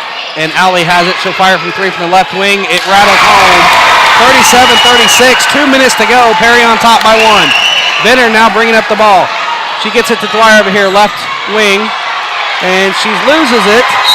And let's see whose ball it is. It's going to go to Pawnee. Perry's got to play under poise here. You got a point. You got a 1-point lead. Minute 56. Play defense. You know who's going to take the shot. Heisler has it over there, left wing. Back to Allie, top of the key. Free throw line, it goes to Ardrey. Now back to Adson, right wing. Left wing, it goes to Heisler. She'll drive down the left baseline, puts up a shot off the glass and in, and they're up by one, 38-37. Inbound to Drake, back to Vinner. Now Perry down by one. Pawnee has stormed back. That's an all over Vinner, no call. And we're going to have a timeout by Coach Dwyer. As Pawnee now up by 1 point, 38-37. I don't think Allie should be in the game right now. I think she's an eligible player. I don't know how we missed a foul. She had 3 really quick fouls in the first half. I'm going to check with her. Hold on. We're going to have to. I thought she had 5.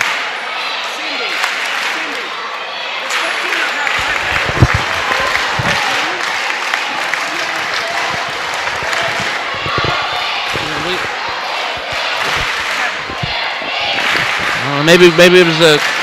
She's saying. This is wishful thinking.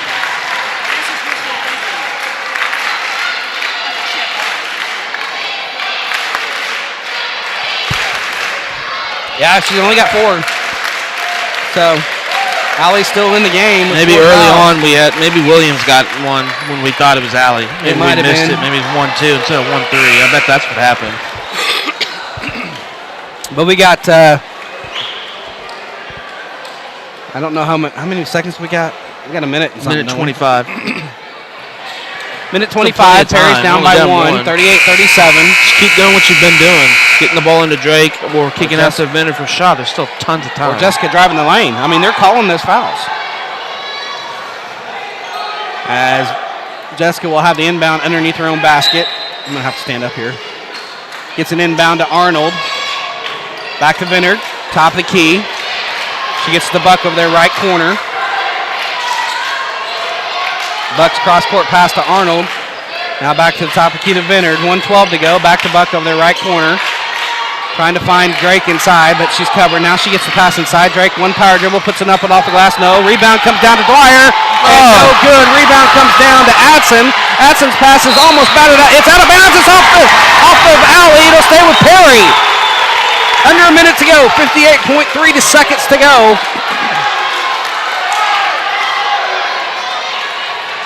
And Jessica Vineyard inbound underneath her own basket once again. Finds Arnold at the top of the key. Back to Vineyard over here, left wing. She's going to fire from 3. It's short. Rebound comes down to Burkett. And she's going to be fouled by Drake, and she'll go to the free throw line for a 1-and-1. And I think that's Megan's 3rd or 4th. Well, don't ask me. I'm probably wrong. That's her 4th. Puts Hannah Burkett at the line for 1-and-1. Pawnee up by 1, 38-37, 52.1 seconds to go. An exciting ball game here with the girls. Burkett's first shot is rattled home. 39-37. The one-hand free throw shooter takes the second shot. It's up. That one's short. Rebound Arnold. She's going to have to get it to Vineyard or somebody that can handle the ball. She does get it to Jessica. Jessica's going to have to go. Going to have to get the ball up the court. She does. Finally to Drake. Gets at the buck over there, right wing. Cross-court pass to Dwyer. To Arnold over here, left wing. Right wing to Vineyard. Now the buck for 3 from the right corner. No. Rebound comes down to Dwyer in the left corner. Now to Vineyard at the left wing. She's going to be fouled. And that will put her at the line for a 1-and-1. And she's going to be fouled by Adson. And she'll get her first foul. That'll put Vineyard at the line for 1-and-1. Big free throws right here. Oh, 2 shots. That's the 10th foul. Good call, partner. Vineyard gets 2 shots. First free throw is up, and she makes it. So 39-38, sophomore to tie it right here. And you know who's going to have the ball here with 25 seconds to go. Second shot's up. And that one rattles out. Rebound fought for. It's going to be taken by Buck. Inside to Megan Drake. She takes a couple dribbles, puts it off the glass. No. Rebound Dwyer. She's going to be fouled. And there's a jump ball. And possession will go to Pawnee. You've got to be kidding me. That was not a jump ball. She was completely hacked inside. 39-38, and that was a horrible call. A horrible call. As we got a full timeout. Coach Dwyer's taking a full timeout. 39-38. Boy, I don't know about that one, partner. Couldn't see it, partner. I think Dwyer, she was completely hacked in that lane. Guy right in front of me wouldn't. And they wouldn't called sit a in, jump so ball. I couldn't see. So we have a full timeout. Let's reset. It's 39-38 with about, how many seconds we got left? 20, I think. 20-some seconds left. Pawnee has the possession. And you don't want to have Allie have the ball. You want to deny her the ball on the inbound.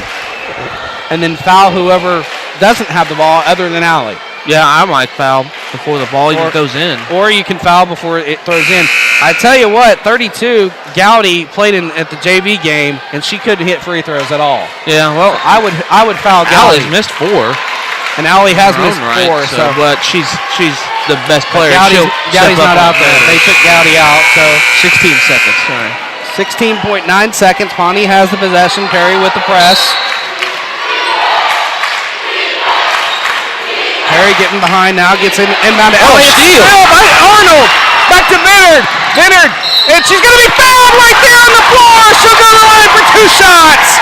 11.6 seconds to go. And who'd they get? They got Adson. Excuse me. They got Adson. Her second puts Vinnard at the line for 2 shots to take the 1-point lead here. The first shot is up. And that one's good. We're tied. 39-39, 11.6 seconds to go. You've got to guard Allie. Do not let her get into the lane down here. Second shot up. Perry, it rattles in. It's 40-39. Perry on top by 1. Timeout, Perry. A full timeout again. And now Perry's on top by 1. Boy, we've gone through a lot of the emotions here the last 30 seconds. As you don't think that we don't know that Pawnee is hard to beat. This crowd is amped right now. And behind this Perry Lady Maroons team, more than we've seen in a long time. Yeah, it's been a good game. So, and then conversely, the Pawnee crowd's over there standing up because they know they got one more shot to take this one out and take the win. Well, we know who they're going to try to get to here. Yeah. Definitely going to get to Allie. But can she handle the pressure? Because how many turnovers has Pawnee had tonight? So they've got 17. She's got 6. They got 17. She's the primary ball handler. Perry's got 2 turnovers this half. 1 turnover this half. They've really cut it down.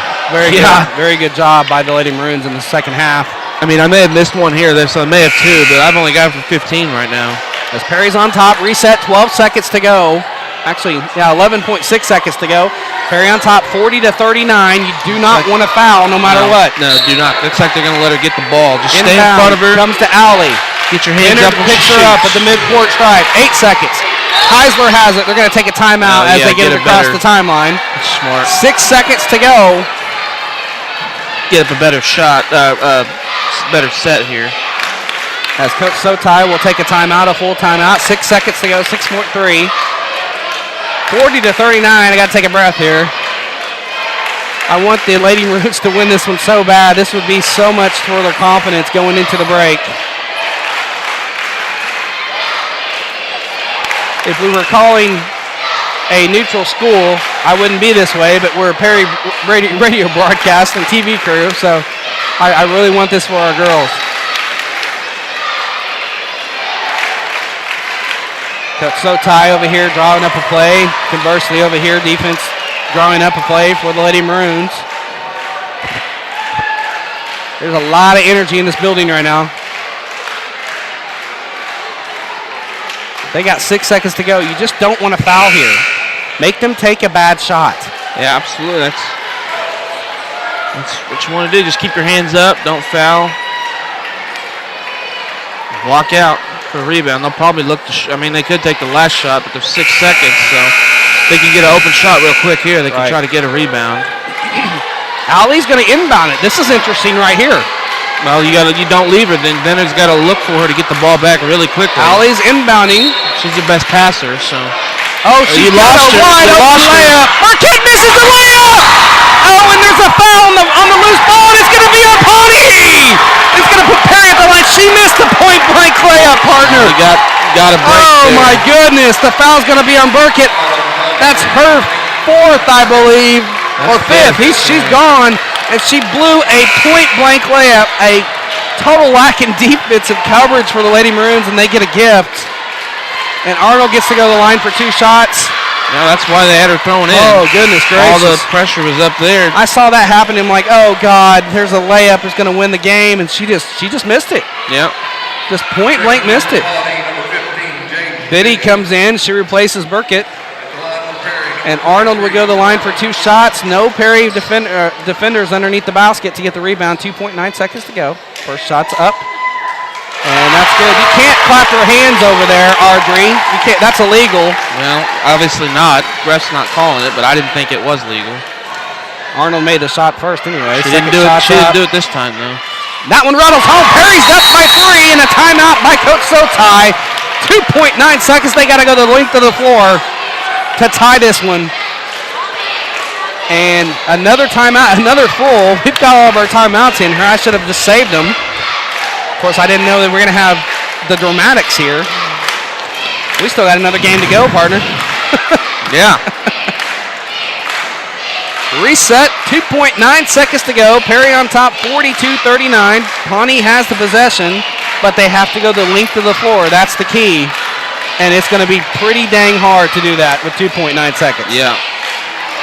Yeah, Allie's going to she's going to be the one to take the ball this time, no doubt. And depending on how quick she is, she might get a shot at the half. Don't foul her at midcourt. Although with 3 seconds left, up by 3, fouling, that's 2 free throws.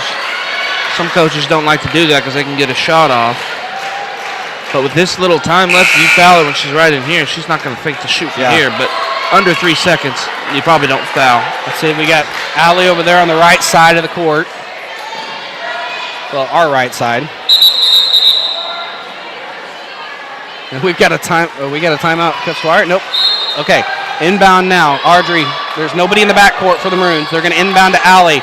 Inbounds it. She's going to fire from the midcourt. And it's no good off the rim. And it was very close. And Perry's going to win it. 42-39 over Pawnee to go to 4-4 into the break. What a win for the Lady Maroons.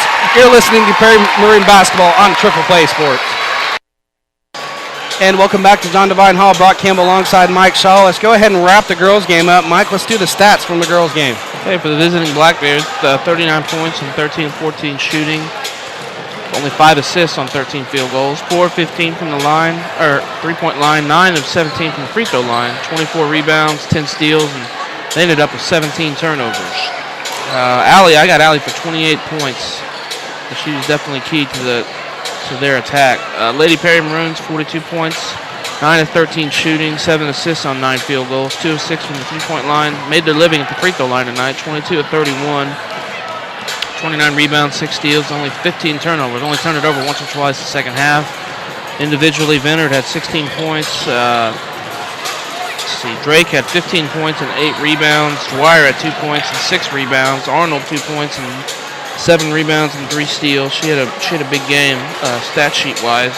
And individually for Lady Black Bears, like I said, Allie 28 points, and really nobody else. Burkett and Heisler each had 3. Williams and Audrey had 2, and off the bench Zota had 1. So not much scoring except for Allie. And that was the stats of the girls' game. The Lady Maroons win it 42-39 to go to 4-4 on the year. You're listening to Perry Maroon Basketball on Triple Play Sports. And welcome back to John Devine Hall. Brock Campbell alongside Mike Shaw getting you set for the boys' game. We're going to take one more timeout. We'll come back. We'll talk about the question and answer session with Coach Brandon Height to get ready for this game. You're listening to Perry Maroon Basketball on Triple Play Sports. And welcome back to John Devine Hall. Brock Campbell alongside Mike Shaw getting you set for the boys' game. I want to let you know this game is sponsored in part by Devon Energy, who take pride in supporting local communities and events where they operate. Visit devonenergy.com today to learn more about how they're producing energy in a responsible manner. Devon Energy commitment runs deep. And question and answer session with Coach Brandon Height. Asked him a couple questions. You have to be pleased with the outcome of the Newkirk game and consistency with the shooting. Briefly address that game and what you liked. And he goes, I wouldn't say I was pleased with the Newkirk game. We didn't execute very well on offense the first 3 quarters. Defense was okay and gave us a decent lead. We have to have some secondary role players step up when guys get in foul trouble. I also said Logan's assist-to-turnover ratio has come way down this year. Describe his improvement and what he has done over the summer to get better. And he says, I think the main thing is a year of maturity. He is still a little squirrely and can do some things that drive me nuts, but he is by far the best at penetrating the defense and finding open guys. He also knows what I need from him, and that is to take care of the ball, and it was a big emphasis this summer to limit turnovers.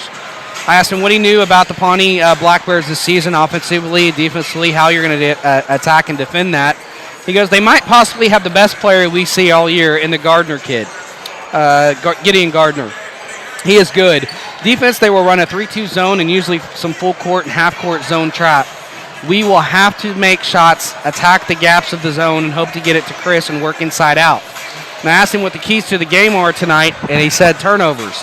They will trap more than anyone we have seen. We must take care of the ball. He said, number 2, do not let one kid beat us, meaning the Gideon Gardner kid.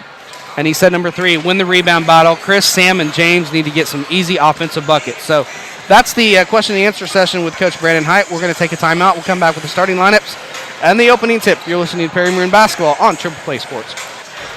And welcome back to John Devine Hall. Brock Campbell alongside Mike Shaw. We're going to go and tell you who the starting lineups are. First for the visiting Pawnee Black Bears, coached by David Page, who's been there, seems like forever, as Keaton Page's dad is still there at Pawnee, taking care of the Black Bears. The point guard, the number 3, senior Cody Hickson.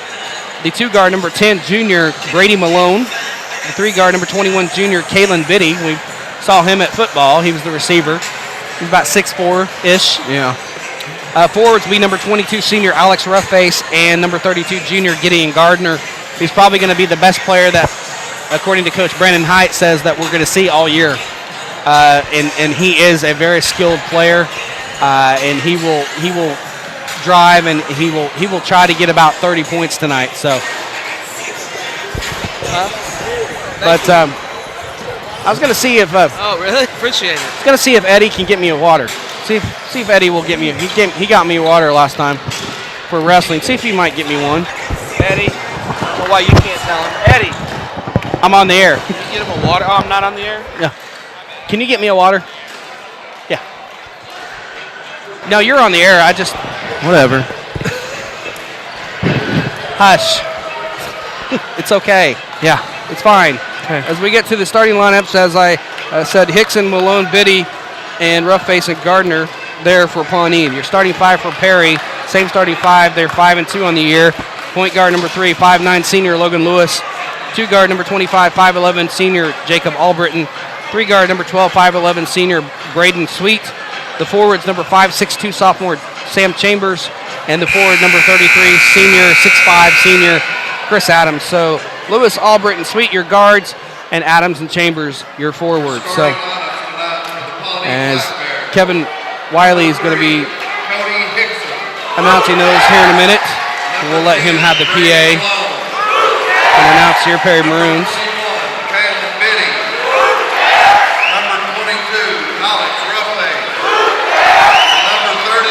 And I'll give it to Kevin Wiley. He'll introduce your Perry Maroons.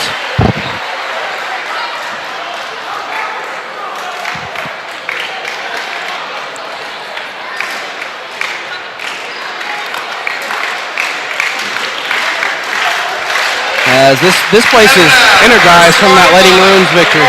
Perry Maroon, a 5'10" senior, number 3, Logan Wood. A 6'2" sophomore, number 5, Sam Chambers. A 5'11" senior, number 12, Braden Sweet. A 5'11" senior, number 25, Jacob Albritton. And a 6'5" senior, number 33, Chris Adams. Okay, we'll go to the keys to tonight's game. And Mike, what do you think the keys are tonight, in addition to what Coach Height said? Turnovers, rebounding, and what was the other one?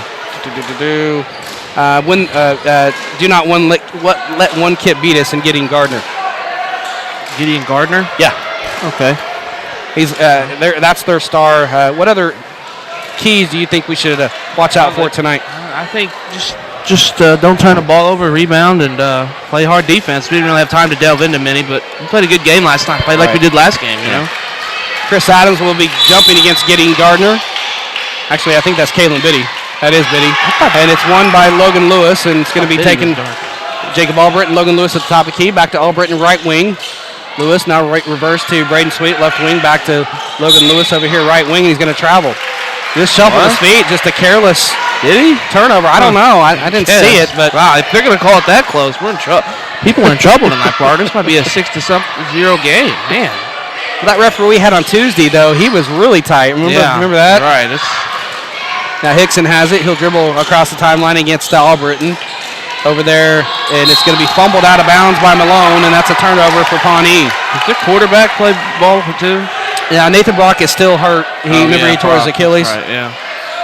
He's on the roster. He's number 33, but he's not playing because he's still injured. And he's a pretty good basketball player, too. Is he? He's one of those good athletes. Yeah, he's a good athlete. We wish him the best as he continues recovery because Jacob Albritton for three in the left corner, no good because that was a horrific injury he had. Yeah, I remember that. Gideon Gardner will bring the ball up the court. He's going to take the shot himself, and he's going to get fouled, and the shot counts. Wow. And that's exactly what Brandon Height told the guys not to do in the walkthrough today. And it is pure, and the foul is on Chris Adams, and it's on Chris Adams as well, so his first, and you got to keep him out of foul trouble tonight. Yeah, absolutely. Gideon Gardner goes to the line for one shot. He takes it, and it's up and good. And he's a big. He's kind of a power forward too. He'll hit the three and everything. He can play wherever. Oh wow, that's a tough matchup. Yeah, it's a real tough matchup. Now get it across the line to Chris Adams. Now to Logan Lewis. He's going to drive down the right side of the lane. Puts up a shot off the glass and in. A foul called. Count the basket. Logan Lewis will go to the line for a free throw, and I think they got rough face on the call. Excellent drive by Logan. I think we're going to have a good one tonight, partner. Alex like the girls' game. Yeah, I think so, too. There's a lot of, like I said, there's a lot of energy in that first game still in this arena. And Logan Lewis goes to the line. That foul was on Alex Roughface, his team first, and the free throw is good. It's 3-3. Didn't Gardner make his? Did they not count that as a three then? No, it was a two. He was right inside the perimeter. Bad. Giving him more points than they had. My bad. Hickson gets a give and go to Malone, and he puts it up and off the glass on the left side, and good to Roughface. And that was Roughface, not Malone. And it's 5-3 Pawnee. It was a nice drive. It's good from Adams to stay out of foul trouble there. He was trying to block it. Albritton has it over here, right wing, drives down the right side, kicks it into Chris Adams. He puts up the shot. He's fouled. The shot's no good, but there's a foul on the floor. Actually, on the shot, and that's going to be on Gideon Gardner. Boy, if we can get him in foul trouble, partner, that would be huge. Puts Adams at the line for two shots. Try not to give him too many fouls this time, First shot is up and good. I'll try to make sure I get the fouls right. If you haven't listened to us, it was 42-39. The Lady Maroons defeat the Lady Black Bears for the first time in a while. Second shot rims out. Rebound comes down to Biddy, and he outlets to Hickson. And he'll bring the ball up the court against Albritton. 5-4, Pawnee on top. He got away with the walk there. Kicks it over here to Malone. Malone's going to drive down the lane, and there's a jump ball as Albritton got on the floor. I think it's going to stay with Pawnee. It was Braden too, trying to see between it was Braden. The students here standing up. Sam Stingley comes into the ball game, number 23 for the Black Bears. I may have to stand up too, partner. Yeah, it's tough to see. I think I will, actually. Inbound pass. It's off the glass and in on the right side, and that's to Biddy, and it's going to be 7-4. Logan Lewis now brings the ball up the court on the left side. Trap there, gets it to Albritton over here right side. Now back to the midcourt stripe to Logan Lewis to set up. And see if they're doing their 2-3 zone. Yes, Albritton over there on the left corner. Chris Adams over there on the left side. Nice. Puts up about a 7-footer, and it's good. That was pure. That was a nice silky shot there, 7-6. Pass by Jacob to get him into rhythm. Now Gideon Gardner brings the ball up the court himself. And he's poked away and stolen by Lewis. Lewis bounced past to Chris Adams on the left side, up and in on the glass, and a nice layup there. A nice assist by Logan Lewis, and Perry's up 8-7. And Gideon, I told you he could do everything. He's doing the point guard right now. Yeah. And Hickson 3-point shot is no good. Rebound to Sweet, outlet to Lewis, and their offense runs through Gardner. Yeah, most of the time. Starting to tell that already, just in the first few possessions. Now we got 2-3 zone. Lewis has it, right wing, left wing. Braden Sweet back to Lewis. He'll drive, kick it to Sweet at the top of the key. Albritton, right baseline is Sam Chambers. He puts up a shot. It's an air ball. Rebound on the backside. Comes to Gideon Gardner. Here comes Pawnee. They win a run. Up the court to Alex Roughface. Nice charge. Charging call there. Braden Sweet had position, and Alex Roughface gets his second personal and second team foul, or third team foul. And good position there by Braden Sweet into the ball game now. James Boone for the Maroons. Where Braden Sweet just does those little things for you. He's one of those glue guys. Logan Lewis gets it across the midcourt line. Albritton now to Chris Adams. Now Sweet will fire from about 10 foot. No good. Rebound with those long hands, Adams. Chris Adams back to Logan Lewis at the top of the key. He's going to walk with it. He just stuttered just a little bit, and that was the travel. Yeah, just getting happy feet, getting excited. But I like how they're attacking this Pawnee defense. Yeah, they're attacking the zone much better than they have in games past. Hickson brings it across the timeline now for the Black Bears. And he finds, who did he find inside? Four, I think. That's four that came in. Jacob Miller. That's that backup quarterback. He's a backup quarterback. He gets the shot up. It's fouled. No good, but the foul is on Adams. That's the second partner. Well, Weaver's going to have to come in. Blake's going to have to come in and get some good minutes. Yeah, like he did last game. Jacob Miller's first shot is up and good, and we're tied at 8. Last game, Weaver came in and had 5-6 rebounds. Yeah, in the first half in Adams' stead. Just have to see him do it again tonight. Miller will get a second shot. And it's up and good, and Pawnee leads 9-8. Did he make both of those? Yes, he did. Yes, he did, partner. Gracias. 4:27 to go, first period. Lewis has the ball back to Albritton here on the right side, trying to get trapped. Gets out of the trap. Good job. Cross-court pass to Braden Sweet. He fires from about 9. It's no good. Off the front of the rim. Rebound to Gardner, and he's going to bring the ball up. He's going to fire from 3 from the right wing, and it's a high bounce and taken by James Boone. There's a loose ball, jump ball. We'll take a timeout. You're listening to Prairie Marine Basketball and Triple Play Sports. Hey, welcome back to John Devine Hall. Perry has it. Logan Lewis has it right wing. I apologize. We got to get our breaks in somehow. Albritton has it left wing, left baseline to James Boone across the lane to Weaver. Puts up a shot on the right side. No good. Didn't use the glass. Rebound falls to Miller. Outlets to Gideon, and here come the Black Bears. He's going to kick it over there to Hickson in the right corner. Back to Gideon. Gardner at the top of the key. And passes batted away by Albritton, stolen by Lewis, and he's got a 3-on-2 break. Back to Albritton on the left side. It's no good, but there's a foul call, and I think they got Biddy over there. If it is, let's see if it's 2-1. It is on Kalen Biddy, his first. Team fourth, put Albritton on the line for 2 shots. But I like the energy that Perry's come out with so far tonight. Yeah, absolutely. First shot rolls through, and it's 9-9. Coming in for Pawnee, back in is Brady Malone and Joe Rupp in for the Maroons. His first action tonight. Second shot for Albritton is long. It's out of bounds, knocked out of bounds. It'll go to Pawnee off of James Boone's hand, and Pawnee gets it 9-9, 3:12 to go, first period. Biddy inbounds to Hickson. He'll bring it up the court against Albritton.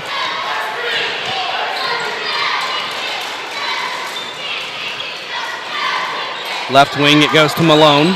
Malone inside, it goes to Miller. On that right block, he's trying to post up, puts up a shot, and it floats in, and it's 11-9 on the floater by Miller. Just backed in, James Boone real deep, and just floated one in. Yeah, it was a nice little baby hook there. Impressive stuff from Miller. Perry gets it across the timeline. Joe Rupp gets it to James Boone. Blake Weaver over there. Left wing, back to the top of the key. That's Lewis. Surveys what he's got.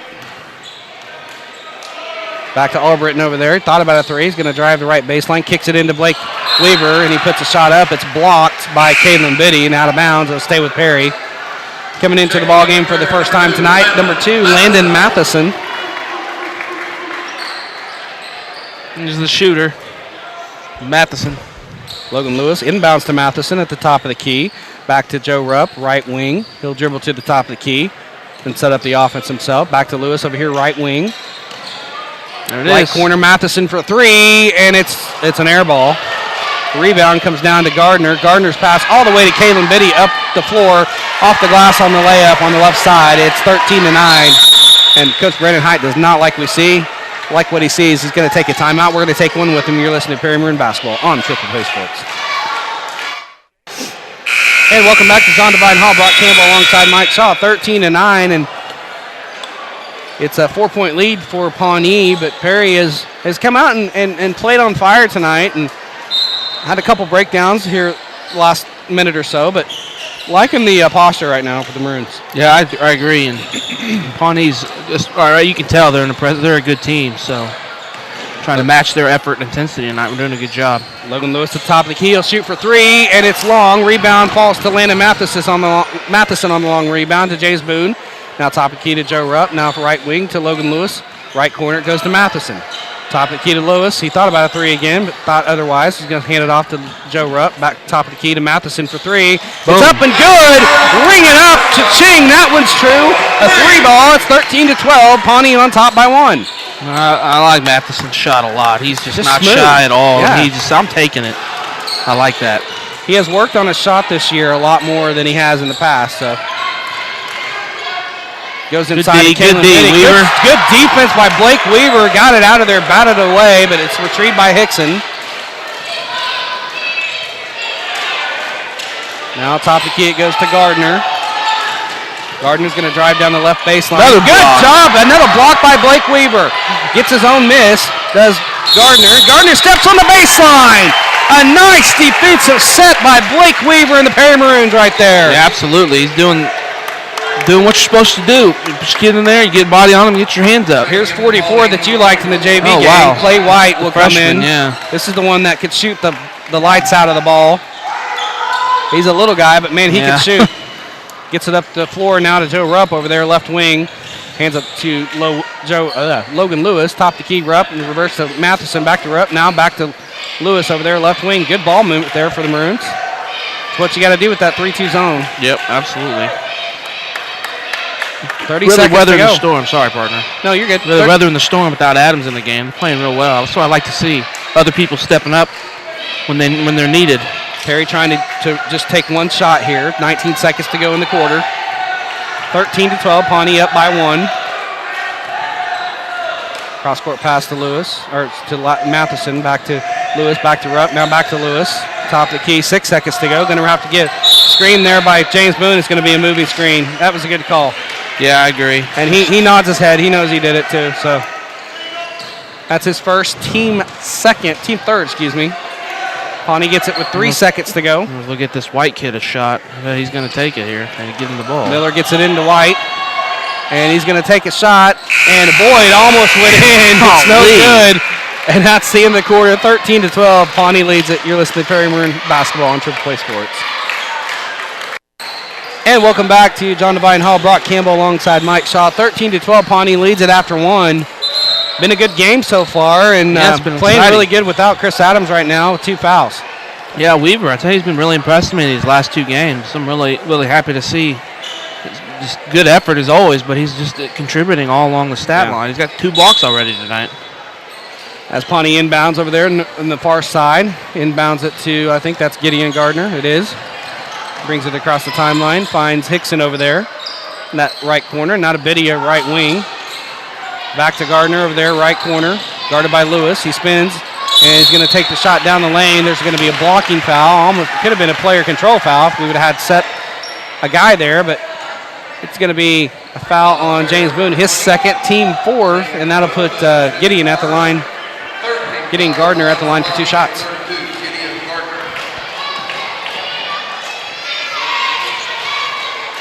First shot is up, and he missed it. Wow. Doesn't miss many of those. No. Yeah. Second shot upcoming. It's up, and he made that one. So it's 14-12. Pawnee up by 2. Now they put a big press on, a hard press. 2-2-1 press on now, and Perry navigates that pretty easily. Has a nice pass to Blake Weaver across the left side of the lane. It's up and off the glass and in. Great court vision by Logan Lewis, and a great find, and Coach Page did not like that. He wants a timeout, and we're going to take one with him. You're listening to Perry Maroon Basketball on Triple Play Sports. And welcome back to John Devine Hall. Brock Campbell alongside Mike Shaw. That was a great court vision by Logan Lewis. Absolutely. On that find. And just Blake Weaver once again stepping up. It's 14-all. Yeah, just always when Lewis has the ball, if you don't have the ball, keep your hands up and look at him because he will get you the ball. Keep aware. Exactly. I hit you in the face You with could it. be away from the play and you might get the ball. So Hickson has the ball and he's going to fire from just inside 3. It's no good. Rebound comes down to Miller. Outlet to Gideon Gardner. He gets a pick there by Biddy. And nice trap there by the Maroons. And he had to find, I think that's Malone over there. Yeah, it is. Malone will pass inside to Biddy. He's posting up against Weaver. Good defense again by Blake. And Blake gets the rebound. A great defensive stop there by Blake Weaver once again. Yeah, Biddy can't figure him out. Logan Lewis has it. He's going to reverse to Albritton over there for 3 from the left wing. And it's no good. Rebound comes down to James Boone. Up and after the glass and in. 16-14, and that's one of the keys that Brandon Height wanted to see. He wanted some offensive rebounds tonight. He's getting them so far. Absolutely. 16-14, Perry on top. Over here, Malone, left wing, guarded by Albritton. Inside it goes to Miller, and James Boone's going to be guilty for his third foul. He's going to have to come out. We're going to have to find somebody to put down low. I don't know who we have. But throw Chambers down there. I forgot about Chambers. I'm going to see if Olivia will get me. See if I can get a water here.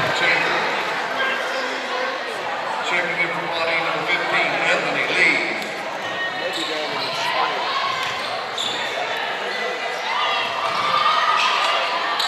Good block for Chambers. Okay, I got my water. McKenzie's going to get me water. Awesome. Up the court, Logan Lewis now has it left wing. Left corner for 3 from Matheson.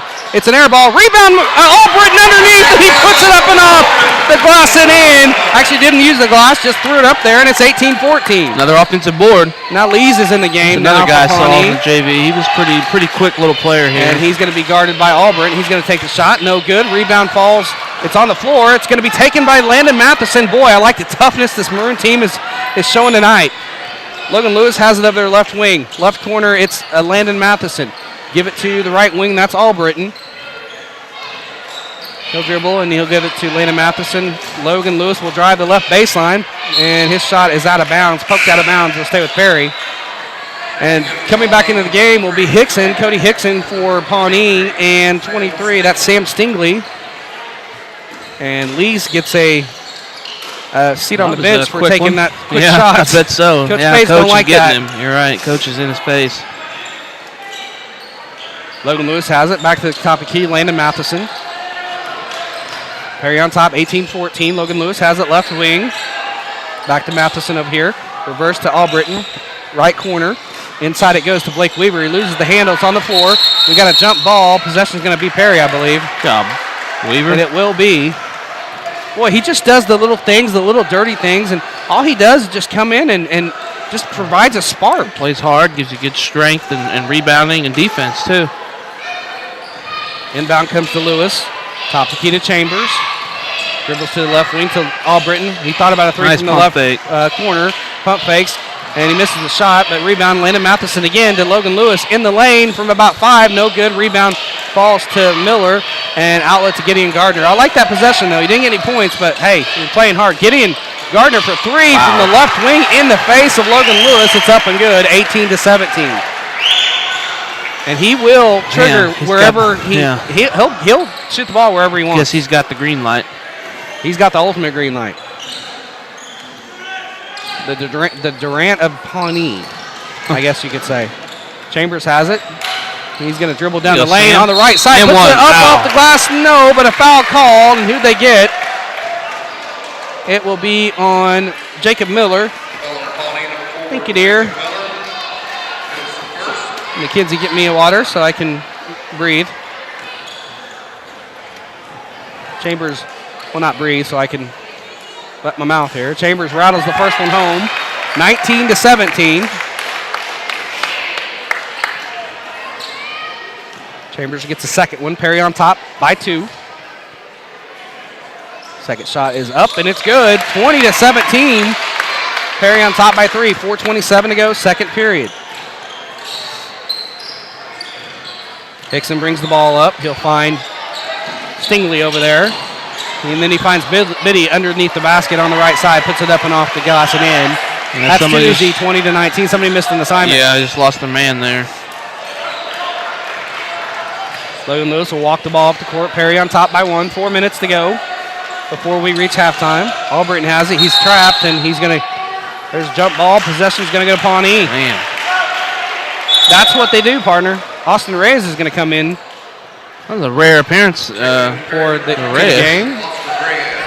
Well, you know, we expect big things from him next year as we're going to lose some of our height. Yeah, so you got to see what he can do. It's a good idea here by Coach. I like it. Comes into Gardner, and he just goes down the lane and puts a shot up on the left side, and it's good. Pawnee leads by 1. He's just got a silky shot. Yeah, he really does. Really He's a good player.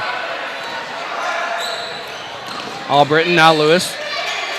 That 2-3 zone.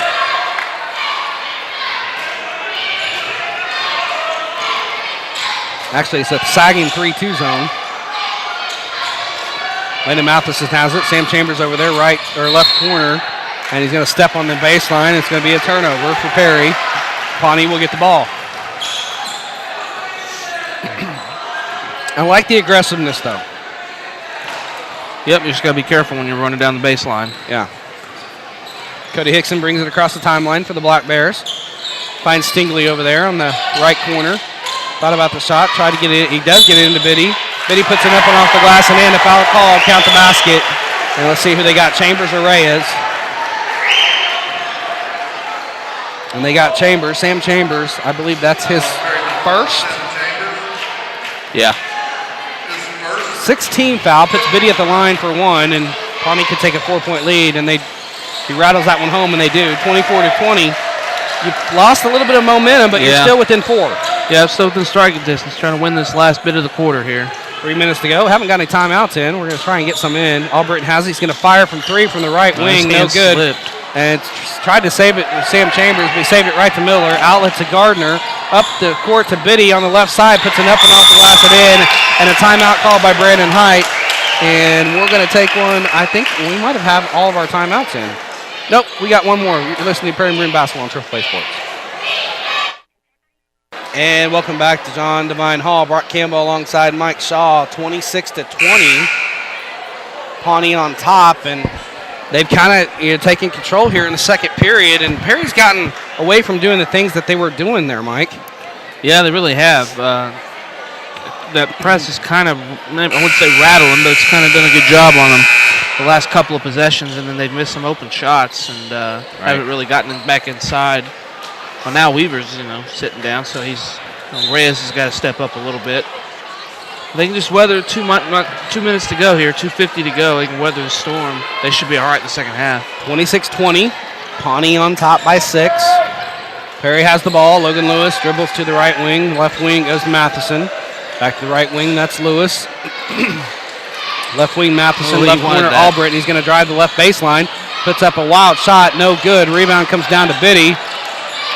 And he's going to clear out, gives it to Gideon Gardner. He'll bring up the ball against Logan Lewis. He's going to drive down the right side of the lane, puts up a shot. It rolls in, it's good. A foul called, count the basket. And this one's getting away from Perry a little bit now. A little bit, yeah. And that's going to be on Landon Matheson. Might have to get Adams in and tell him just to be careful. It's Landon's first foul, team 7th. Blake Weaver coming back in the ball game. We're going to get Blake in. And Braden Sweet back in as well, getting Gardner at the line for 1, and Pawnee is up by 8 all of a sudden.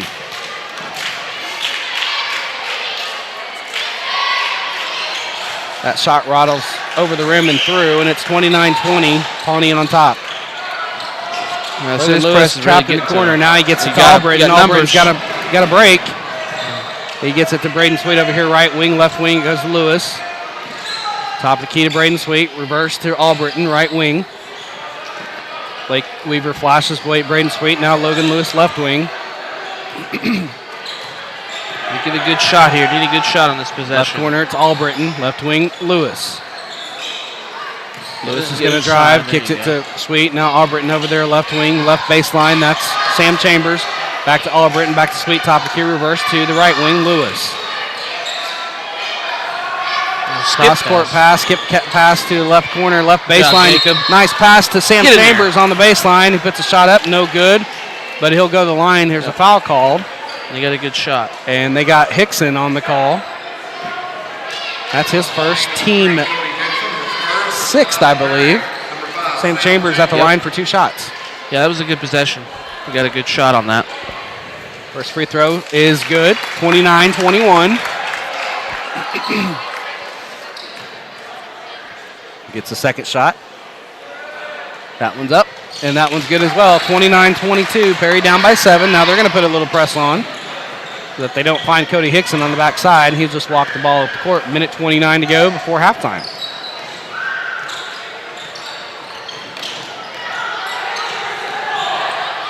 He gets it over here, Stingley. Now he just can't. Nice steal by Logan Lewis as he tried to hand it off to Gideon Gardner. Now Braden Sweet has it on the right side. He's going to travel with it. Boy, Logan Lewis should have just taken the ball in the hole, partner. Yeah, I agree. Just tried to do too much. Get the foul. At least make him foul you. I mean, you're the point guard. 29-22, and we've got a foul before the ball comes in. And we're going to have a foul on Blake Weaver. Yeah, sometimes those past first point guards, they pass inopportune times sometimes. That's Lewis's game, but sometimes you just got to be selfish and take it on your own. That's going to put Gardner at the line for 1-1. 7th foul, or 8th foul, excuse me. Blake Weaver's first. First shot up for Gardner. And it's good. Pawnee up by 8. Him and Biddy have been the real life forces for them. They've got 24 combined points.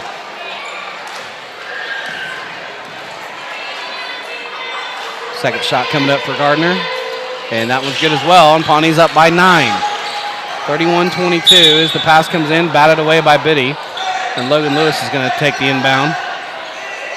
You can't run now, so don't run, Logan. There you go. Inbounds to Albritton over here in the left corner. He gets. Well, I'm glad Braden Sweet can jump. Yeah. Get that old receiver play there. Lewis. And Logan Lewis is going to get held over there on the trap. And that'll put Logan at the line for 1-1. You're correct. And who'd they get? Number 3. They got Hickson. That's his second, team 7th.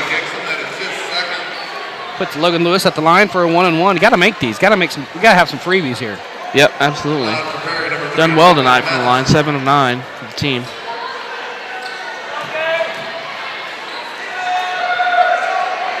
First shot is up, and that one's good. And Logan Lewis got boxed out hard by Stingley. He put a stinger into Logan Lewis's thigh. That's attempted a joke, sorry. Logan Lewis didn't like that. Kind of wincing. He'll get a second shot. You got to be aware there that the 1-on-1, they're going to come rebound. They're going to come block you out. It should be 31-23. He was thinking about it, I think, on that should be 31-23. As Gardner will bring the ball down the court. Kicks it to the left corner. Can't see who that is. That's Stingley.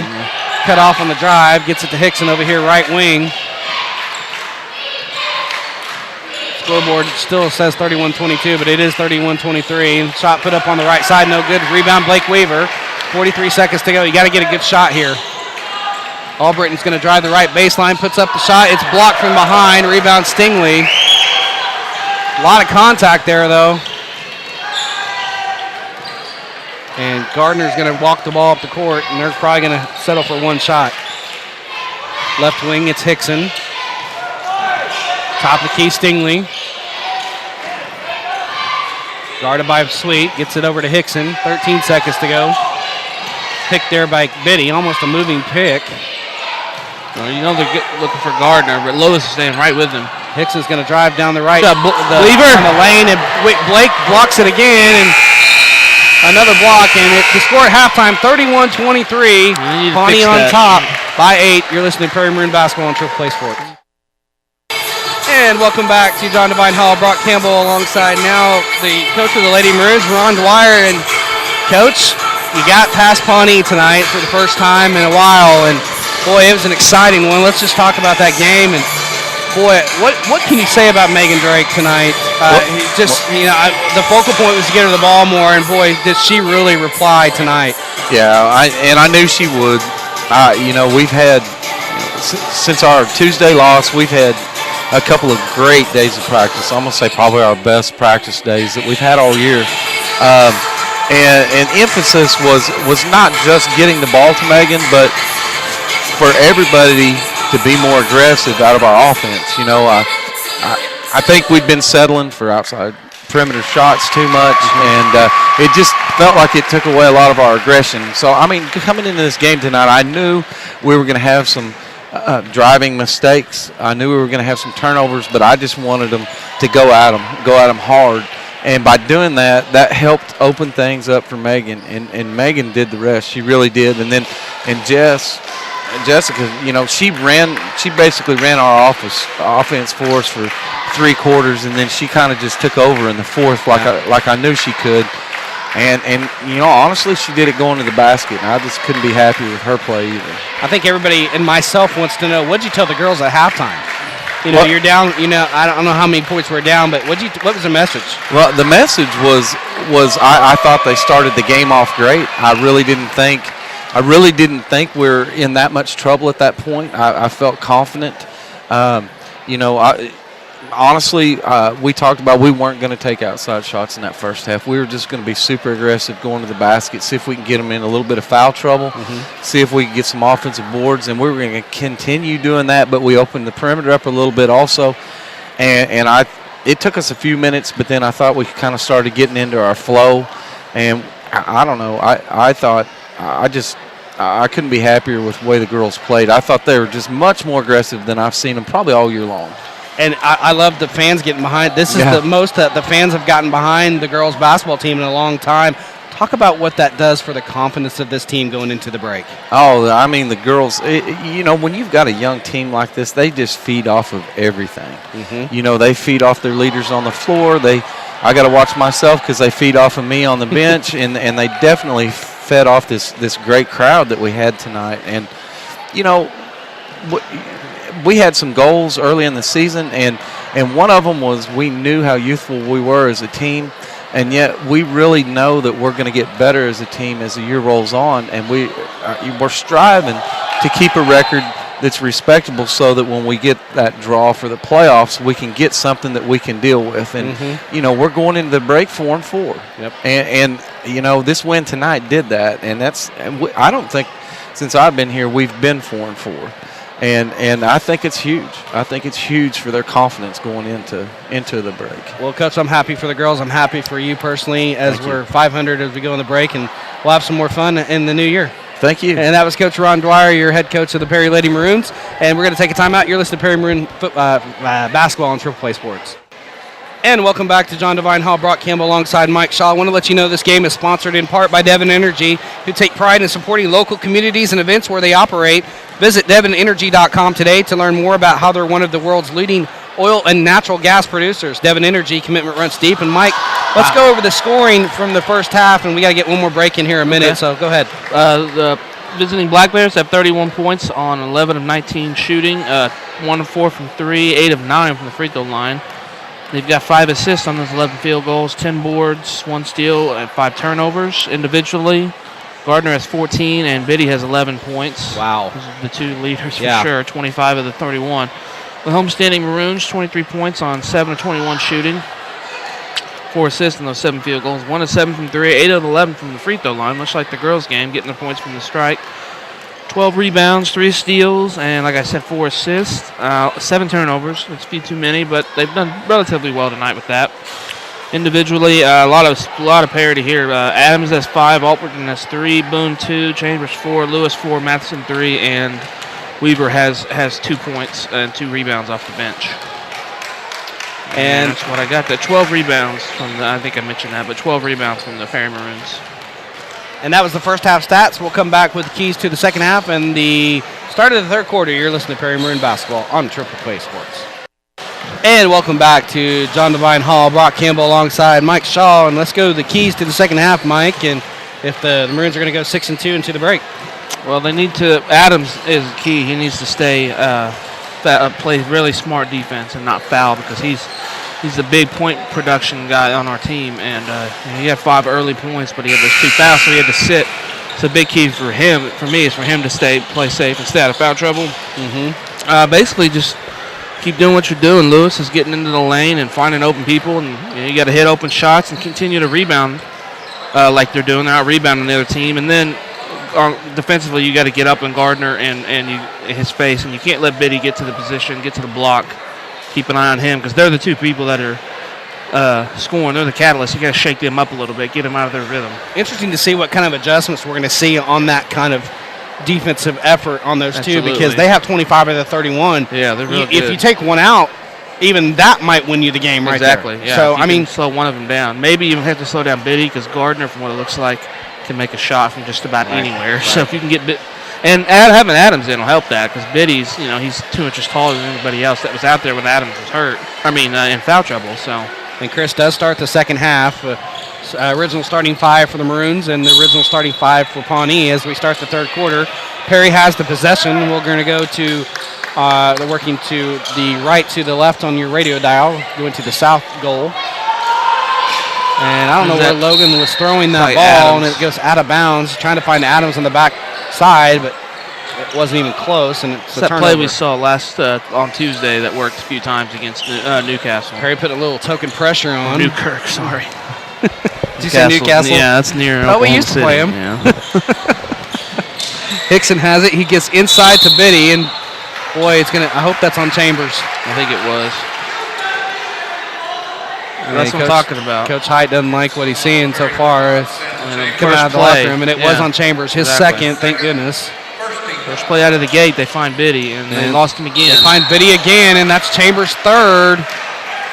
As the inbound pass came to Biddy, and they're looking for Biddy and Gardner, and they got to adjust to that. Aware. Those are the guys that are going to carry the team. That puts Biddy at the line for 2 shots. He missed the shot. He'll get 2 shots on the foul. 2 chippies right there, quick ones for Sam Chambers. First shot for Biddy rolls over the rim and through, and it's 32-23. Coach Page working the referee for something here. Well, he's the old card. He knows what he's doing there. Second shot falls through as well, and Pawnee has a 10-point lead. 7:35 to go, third quarter just underway. Perry's going to have to really start having an answer for Biddy and Gardner. Albritton has it over there, right corner, right wing. It's to Lewis. Well, look at that. They're clamping Adams. There's 3 bodies Sweet. near Now him. back to Albritton, left corner, left baseline, Sam Chambers. He gets it to Logan Lewis for 3 on the right wing, and it's no good. Rebound falls to Albritton. It was maintained by Sam Chambers. Inside it goes to Chris Adams, Braden Sweet. Now Albritton over here, left corner to Sweet. Now the right wing to Lewis. He's going to drive. Kick it to Albritton over here, left wing, left baseline, Sam Chambers. And he puts up a shot. It's going to be a jump ball. It's going to be possession arrow. Goes to Pawnee. And they're trying to work that baseline play. They're trying. But the length is really, really hampering the Maroons right now. The D's done a good job on Adams, too. They're not letting him see the ball at all. Hickson gets a pick, and he puts up a shot, a floater in the lane, and it's good. It's 35-23. And if they get those auxiliary players going, boy, it's going to be hard to stop Pawnee. Absolutely. They're giving us these shots. Albritton over there, right corner. Free throw line, Sweet, and puts up a shot, no good. Rebound fought for Adams, and it's going to be off of the Pawnee Black Bears. Stays with Perry. Pawnee, I believe, was ranked coming into the ball game. Were they? I think they see always the are. record on my sheet. I don't know what the record is, but I'm sure they are ranked. They're good enough to be ranked. Yeah, they're a good team. Because we're a good team, and they're doing really well against us. Logan Lewis has it top of the key.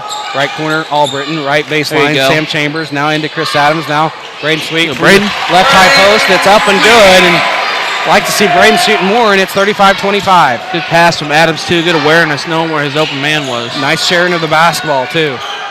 Yeah, you're correct there. This team is very unselfish.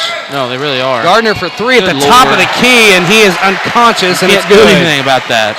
He's he's about 6'2", 6'3", and he can hit that, and he can shoot over just about anybody. Right corner, right wing, Logan Lewis for 3, and it's no good. Foul, loose ball foul, and that's going to be on Gardner or Hickson, one of the two. And it is going to be on Gardner, his second, team first of the second half. Timeout. We got a timeout. Brandon Height doesn't like what he sees. He's going to get after maybe Logan here. I don't know if Logan should be taking such deep threes. We're going to take a timeout with him. You're listening to Perry Maroon Basketball on Triple Play Sports. And welcome back to John Devine Hall. Brock Campbell alongside Mike Shaw. Pawnee now up by 13. Coach Height took a timeout there, and I think to your credit there, I think he's telling Logan Lewis he doesn't want him to shoot those threes. You know, you need to work the ball inside and get Chris Adams involved a little bit more. Yeah, absolutely. It's not that Logan can't make a three, but that's a little out of rhythm for him. They're kind of giving him those threes early too. The defense is. They are sagging back. When he comes up, he's not a great three-point shooting percentage point guard. He can make one every once in a while. Albritton has it right corner, right wing to Sam Chambers. It's no good, and the rebound comes down to Roughface. Outlet to Gardner, and this one could get away from the Maroons quickly. Hickson will fire from three from the right wing. No good. Backside rebound, Malone. Back to Gardner. Lewis guards him. Gets a pick by Roughface. He's going to drive down the right side of the lane, and boy, Lewis just bailed him out. He had no angle on the shot, and I think he got away with the travel, but they get him for the foul, and Gardner's going to have two shots. Lewis is going to have to come out here. That's his first. That's true. I didn't mean to come out. I think he might come out here is what I meant to say. Sorry. Puts Gardner at the line, who's almost automatic. He rolls that one through. 39-25. Pawnee up by 14. Take Chambers out. Coming back in, James Boone with 3 fouls for Perry, and number 44, Clay White, the freshman. He's just a freshman, partner. Wow. Yeah, he's probably going to be another good one in the next couple of years. It's just something they got in the water in Pawnee. Of course, when you got a coach like David Page, too. That's true. Second shot is down as well, and it's 40-25. Pawnee on top by 15. Albritton has it right wing, top the key to Lewis. Reverse to Braden Sweet.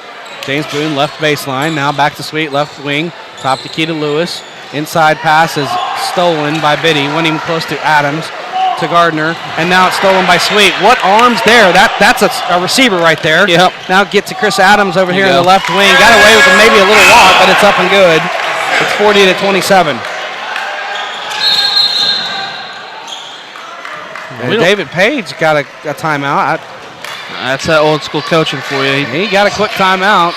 One thing he doesn't like, he'll get you. We're going to take one with him. You're listening to Perry Maroon Basketball on Triple Play Sports.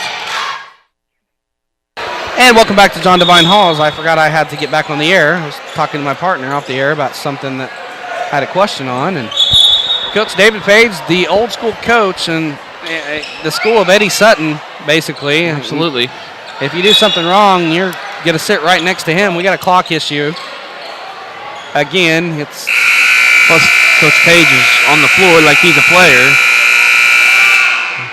You know, it's hard for us to do anything, Coach. Our clock is kind of glitchy, unfortunately, here in John Devine Hall. As now it's back on. See if it works. The old wires in this old gym. See if it'll work. 4:45 to go, third period. Pawnee on top, 40-27, 13-point lead. Inbound comes to Clay White in the backcourt. He'll bring the ball up the court. The freshman against the senior. Albritton almost poked it away. That kid's got to be a little nervous coming against a good team like Perry. And Albritton's almost got the steal, but Clay White goes down the lane, puts up a shot in the lane. It's good. He recovered very well, and it's 42-27. He's going to be a good one. Logan Lewis, Braden Sweet, Albritton in the right corner. Now down low, right block to Chris Adams. Now Braden Sweet. Now Albritton to Boone over there, left corner. Back to Albritton to Sweet. Now I like the ball movement over here. Logan Lewis, left wing. Top the key to Braden Sweet. Back to Logan Lewis, left wing. He'll fire from three again, and that's not the shot you want. No good. And Alex Rupp, Stingley's going to get called for the clear out, and yes, it was an arrow elbow. He cleared out Adams, and he gets called for the offensive foul. That's his second, or first, team third, or second team foul, excuse me. Back in the game, Landon Matheson, number 2 for the Maroons. Inbound to Braden Sweet. He's going to drive down the right baseline, kicks it into Chris Adams on the right side, puts And up one. a shot. It's up and good. A foul called, and count the basket on the continuation. There you go. He'll go to the line for one. And that foul was on 44. That's White. That was Clay White, the freshman, trying to defend Chris Adams. Good luck, Good there, luck. young man. Did his best, but he got called for the foul. Pulls the Maroons within 13. Number 4 comes in now. That's Jacob Miller, the backup quarterback for the Pawnee Black Bears this year. Chris Adams' shot is up and good. And it's 42-30. Perry with token pressure gets the ball up the court, does the Black Bears to Jacob Miller over here, right wing. Hounded by James Boone. Now Biddy over here, right corner. Right wing goes to Clay White. He picks up his dribble. Now he finds Malone here at the top of the key, gets a pick. Now gets to Biddy as he gets to pick, give and go, and he's going to travel down the lane. Better defense, but still Biddy is open, but it caused him to travel a little bit because that defense helped over. Yeah, move your feet, keep your hands up. And cause the guy to panic, and he did. Maroons down 12, 3:30 to go, third period, 42-30. Trying to make a dent in this lead for the Black Bears. There Now you go, Logan good Lewis pass. to skip pass to Landon Matheson, left wing. James Boone reverse to right wing. That's Lewis. He's just holding the ball there. Lean it off. Skip pass goes to Landon Matheson in left corner. Back to Braden Sweet, left wing. Right wing goes to Lewis. Lewis passes to Boone at the top of the key. Left wing goes Braden Sweet, right wing. Now to Lewis. Lewis is going to drive to the free throw line. Kick to Braden Sweet. Landon Matheson, right wing. Thought about a three. Back to Lewis, left wing. Going to drive the left baseline. Kicks it out to Braden Sweet, top of the key. Got Left, the lane, right Chris. wing goes to There you go. Matheson. Back to top of the key to Braden Sweet. Left corner, now to Lewis. Good pass, Good pass Logan. to James Boone down low on the left baseline. Puts up a shot, no good. Rebound is out of bounds, and it's going to stay with Pawnee. Last touch by Pawnee. And coming back in the game, Cody Hickson for Pawnee and Jacob Albritton for the Maroons. 2:44 to go in the third. Inbound pass to Adams, and it's batted away, and it's going to stay here with Perry.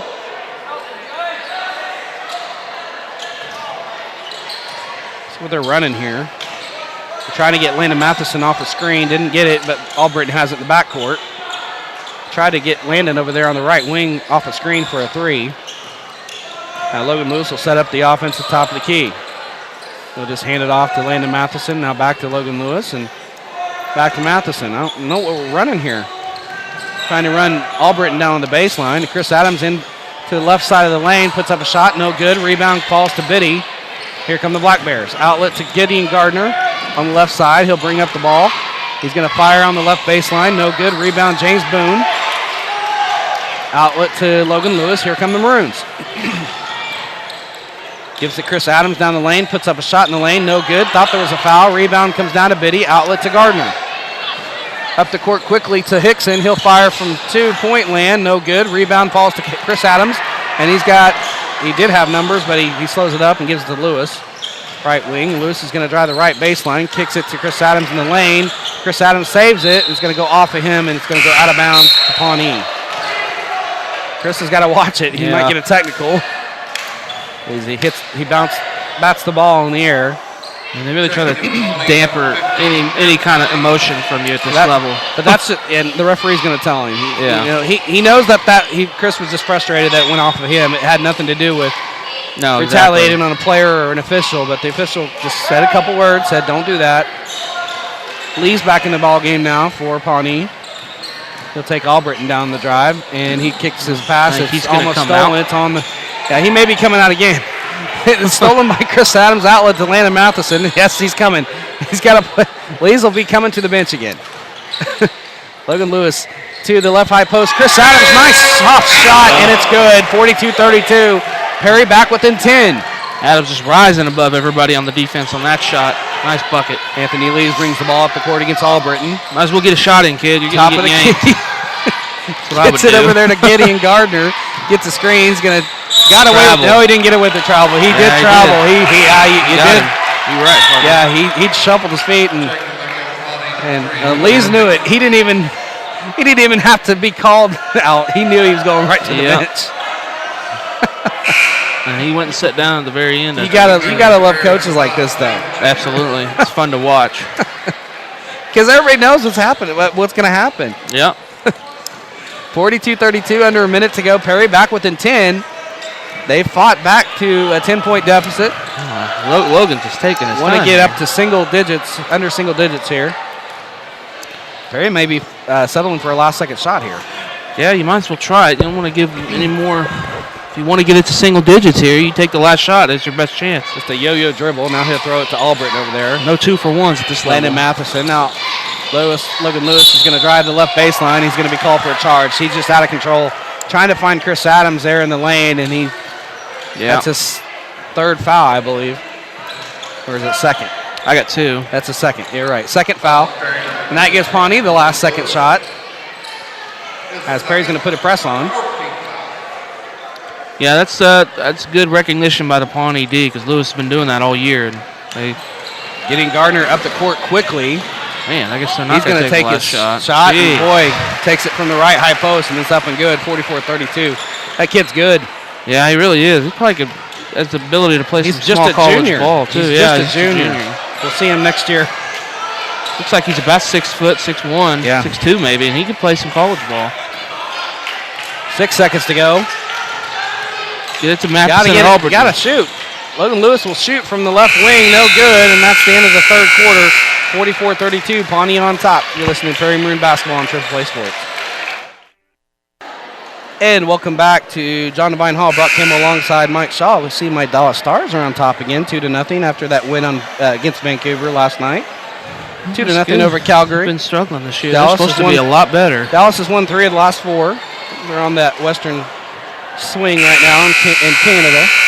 I know you're a Blackhawks fan. So I know that. I think I'd have to check, but I think they're in first place in the Central. Thunder, I might have to check my records, but I think they're in first place. Are. Oh, they are? Thunder. Thanks, partner. Thunder last night, or later tonight, will play the Lakers. Yeah, and even without Durant, they should win that. Albritton for 3 in the right corner, no good. Rebound to Gardner. Settle, partner. And yeah, they are starting. Oh, rough face beats everybody back on the break. It's up and off the glass on the left side and in, and 46-32. And boy, just a mental breakdown there for Perry right there. Yeah, nobody got back on the after the missed shot. Logan Lewis to Albritton over there, right wing, top of the key. Lewis is going to fire from 3 again. Good grief. No good. Rebound comes down to Gardner, and yeah, they are falling in love. And Gardner, it goes off his foot, and it's going to go off Logan Lewis's foot. It's going to stay with Pawnee. And Joe Rupp getting ready to check in. Let's see who he's going to come in for. He's going to come in for Albritton. Guess Coach Height didn't like that choice selection, that shot selection from Albritton. Gardner trying to get the ball. Boy, like a football game out there. Yeah, Lewis took a shot in the face.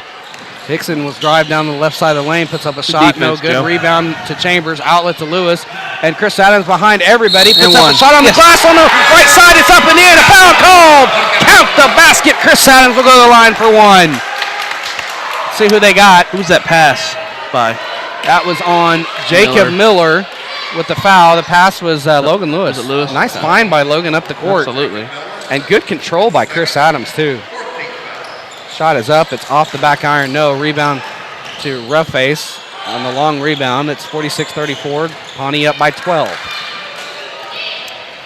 7 minutes to go in the ball game. Joe Rupp meets Cody Hickson at the midcourt stripe. Over there it's Malone, left wing. Inside to Roughface on the left block against Chambers. Puts up a shot, no good. Rebound falls to Chris Adams. Outlet to Logan Lewis. Here come the Maroons. Sam Chambers, now Joe Rupp in the left corner. Back to Chambers, left wing, right wing. It goes to Logan Lewis. He's going to... he got away with that. Joe Rupp will fire from about 12 feet. Rebound, Chris Adams puts a shot up on the left side. No good. Foul called. Who they got? It looked like it might have been Kalen Biddy. Nope, it was Alex Roughface. Should be his third, right? Yep. Yeah. His third foul. Chris Adams off the line for 2, and you got to hit these. These are freebies. Missed his last shot. Well, yeah, Logan Lewis did get away with it. Yeah, it looked like a travel there. You that one lose the ball, and you're the first one to catch it. Generally, maybe it got tipped in there. Yeah.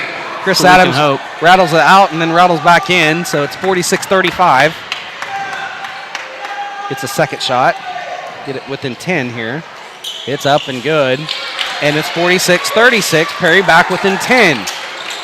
Boy, Perry denying Gardner the ball. Yeah. They do not want him to have the ball. Now he does. He's got the ball against Logan Lewis. Going to dribble drive down the left side. Oh, a nice block by Chambers. No, Chris Adams has a breakaway. Is this going to be a dunk?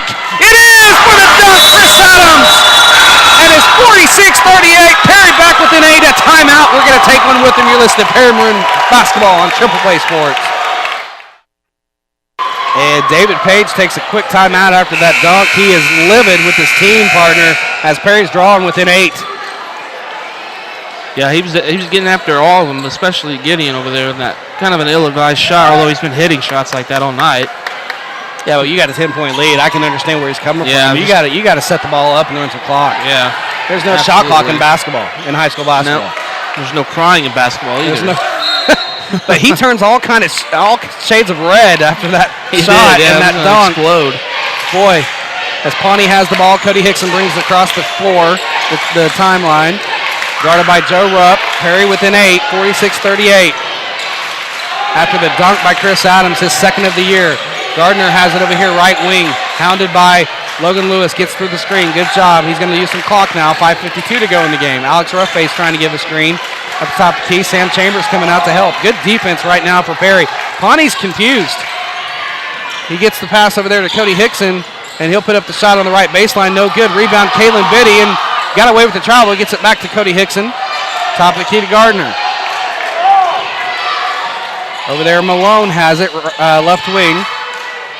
Top of the key, Cody Hickson, guarded by Joe Rupp. He gets around Joe on the right side. Pass across the lane, and it falls out of the hands of Biddy. Retrieved by Roughface. Back to Malone, and now stolen by Landon Matheson. Outlet to Chris Adams, and here comes the Maroons.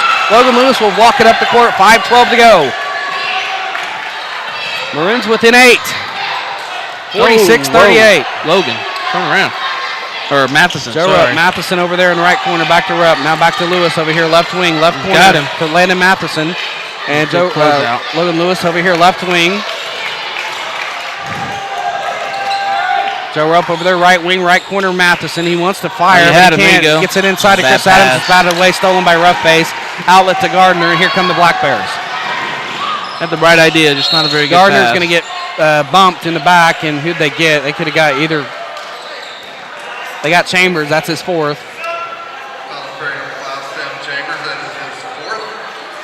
Albritton will come into the game for Matheson.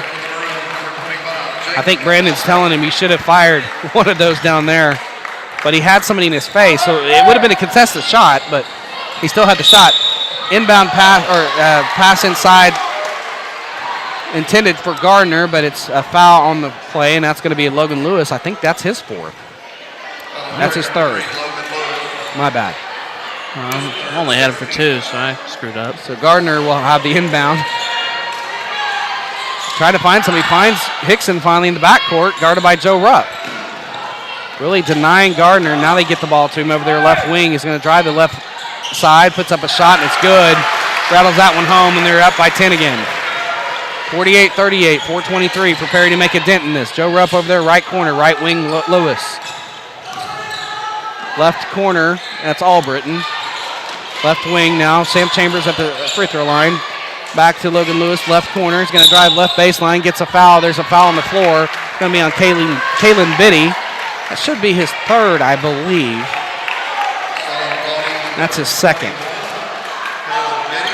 That's his 2nd, my bad. Okay. Team 6th. 1 foul to give for each team. Inbound comes to Lewis. Sam Chambers has it at the top of the key. Right corner, Albritton. Sam Chambers, right wing. Now left wing goes to Lewis. Chris Adams working hard inside, gets it at the free throw line. He's going to fire from the free throw line. It's no good. Rebound, long rebound, falls to Gardner. Not a shot that you really want Chris to take, I don't think. No. Malone's going to walk with it over there in the left corner. 3:47 to go. Perry's got that much time to get 10 points. Better than Pawnee to get it even. Jacob Albritton looking at the clock. Gives it back to Lewis. 3:44 to go. Albritton has it right wing, top of the key, Lewis. Now left wing, it goes to Rupp, top of the key, Lewis. He's going to dribble drive. He's going to shoot from the right high post. It's up and good. 48-40. 8-point lead for Pawnee, and Joe Rupp's going to get called for the block, and that's going to put Gardner at the line for 1-1, I believe. And that's Joe Rupp's first. First, I got it. Yeah. First foul for Joe. That's 17th foul. Puts Gardner at the line for 1-1. Gardner is going to need a hot tub tomorrow. Yeah, he's getting banged around a lot. Yeah. But I'm sure this is what happens every game with him. Right, Because everybody knows to. he's the money player. Yeah, so you got to rough him up a little bit. You got to get him on screens. You got to put an extra little shoulder in him when he's setting the screen or when he's moving around or without the ball. You just kind of put a little shoulder into him. Nothing dirty. Just let him know you're there. Kalen Biddy's a junior, so we'll see him on the football field next year again. I thought he was a senior, but he's just a junior. First shot is up for Gardner, and it's good. I don't think Gardner plays football. I don't remember calling him his name. I don't either. Probably be a tight end or receiver if he did. Second shot is good as well. So it's back to 10-point lead, 50-40. Albritton has it right corner. Right wing, Lewis. Braden Sweet back in the ball game. Left wing, left corner, Albritton. Left baseline, Sam Chambers. Now reverse to Logan Lewis for three. From the right wing, it's up and good. Ring it up to Ching. Back within 7, 50-43. He'll make those, but he's not a great percentage. Biddy gets across the timeline finally. He's trapped. And we've got a timeout called by Coach Page. We're going to take one with him. You're listening to Perry Maroon Basketball on Triple Play Sports. And welcome back to John Devine Hall, Brock Campbell alongside Mike Shaw. As Perry's back within 7 here, Mike, 50-43. Coach Page took another timeout. And, you know, you're still within in reach. Yeah, absolutely. Still over 4 minutes to go. So you got 2 quarters left here in this quarter. What has Gideon Gardner and Kalen Biddy done in the second half? They haven't done much. Gardner has. He's got 10. But we shut down Biddy, yeah, right? but we've shut down that other one. But that's why we've kind of got back within in the ballgame. Well, we got closer, like you said, shut one down, we got a chance. And we've, other than Hickson, he's got 2, and Rough-Face has 2, so we've shut down their secondary players as well. And then Avin Adams he's got 18. He's got 13 this half. That's the defenses that Brandon Height has thrown in here in the second half has confused Pawnee. Yeah, they definitely have. Inbound comes to Hickson over there, left wing. 2:55 to go. See what they do. They're going to run some clock. Gardner has it.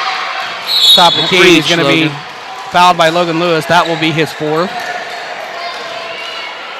And that'll put Gardner at the line for 1-1 again. There's a lot less time than I thought. I'm sorry. I thought there was over 4 minutes left. It was like around 3. My bad. 2:50 to go in the ball game. Pawnee by 7. Excuse me. Gardner at the line for 1-1. First shot is up. And he just made that one. It rolled over the rim. He's a heck of a free throw shooter. He's 10 for 11 now. Second shot is upcoming. There it is. That one's a bit truer, and it's 9-point lead, 52-43. You're still within 3 threes here. Yeah, only a 3-possession game. Logan Lewis has it top of the key. Sam Chambers now reversed to Albritton, right wing. Top of the key, Logan Lewis. Now Albritton over there, right wing. Inside it goes to Chris Adams. On nice the right fake. baseline. Good fake, and puts it up and off the glass on the right side and in. And it's 52-45. Perry within 7, 2:30 to go. It's another 20-point game for Sweet Adams. hounding Biddy on the backcourt. Excuse me, that's Gardner. My bad.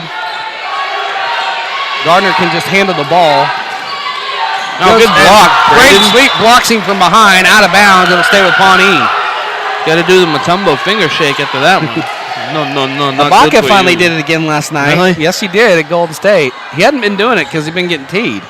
Of course. Freaking NBA official. But he had to do it last night on the one that he blocked. It was pretty.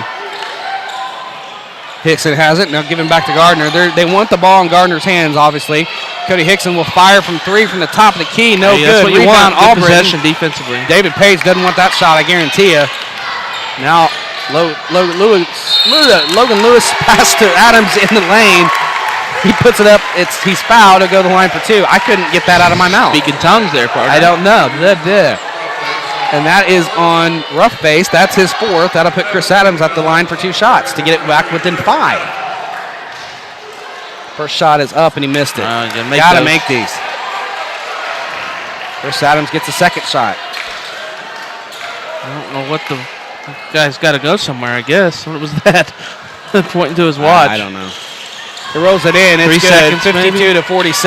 I'm a crowd watcher, folks. I like to watch and see what our crowd's 6-point doing. lead for Pawnee as they get it in. Perry's got a little bit of a pressure in the backcourt. Biddy has it. He has no idea. There's a steal by Braden Sweet. Puts it up off the glass on the right side. No good. But there's a foul called on the rebound. Braden got a little too excited as it was a great steal. And they got Chris Adams with the foul, his third. That will put Biddy at the line, I believe, for a 1-and-1. Boy, that could have dropped. That could have brought the house down. That would have been to 4. But instead, it puts Biddy at the line for 1-and-1, who hasn't been to the line this half.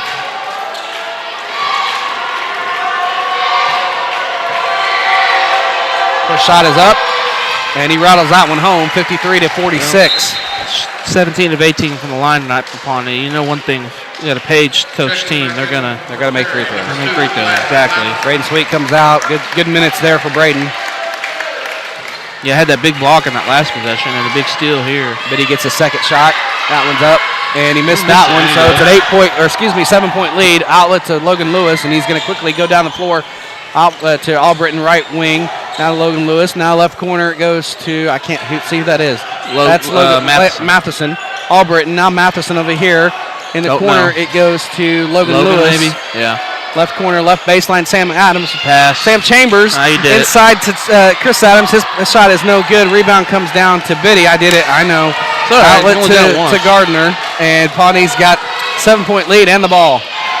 Yeah, they're going to have to get pressure and get a 5 count here. Be aggressive, try to get steals. Hickson has it, top of the key, guarded by Matheson. Now gives it to Gardner, guarded by Lewis. He can't foul. He'll foul out. Now Malone, you need to foul him. There you go. And Albritton fouls him, puts him at the line. He's going to be shooting 2, though. That's the 10th team foul. That's Albritton's first foul, though. Minute 6 to go. Pawnee up by 7. Malone to the line for 2 shots. Hasn't been to the free throw line yet. First shot is up, and it's good. 8-point lead, 54 to 46. That's some high school football. I mean, I saw it's 37-7 Heritage Hall for anybody interested. 4th quarter. Pawnee looking to win 3 of the 4 games tonight, and they're up by 9 right now, threatening to do that. 55-46. Lewis down the floor, and Landon Matheson for 3 from the left wing, no good. Rebound falls to Chris Adams. Gets the shot up on the right side, up and off the glass and in. A foul call. Count the basket, and he'll go to the line for a free throw. Who they get? They got Brady Malone on the foul.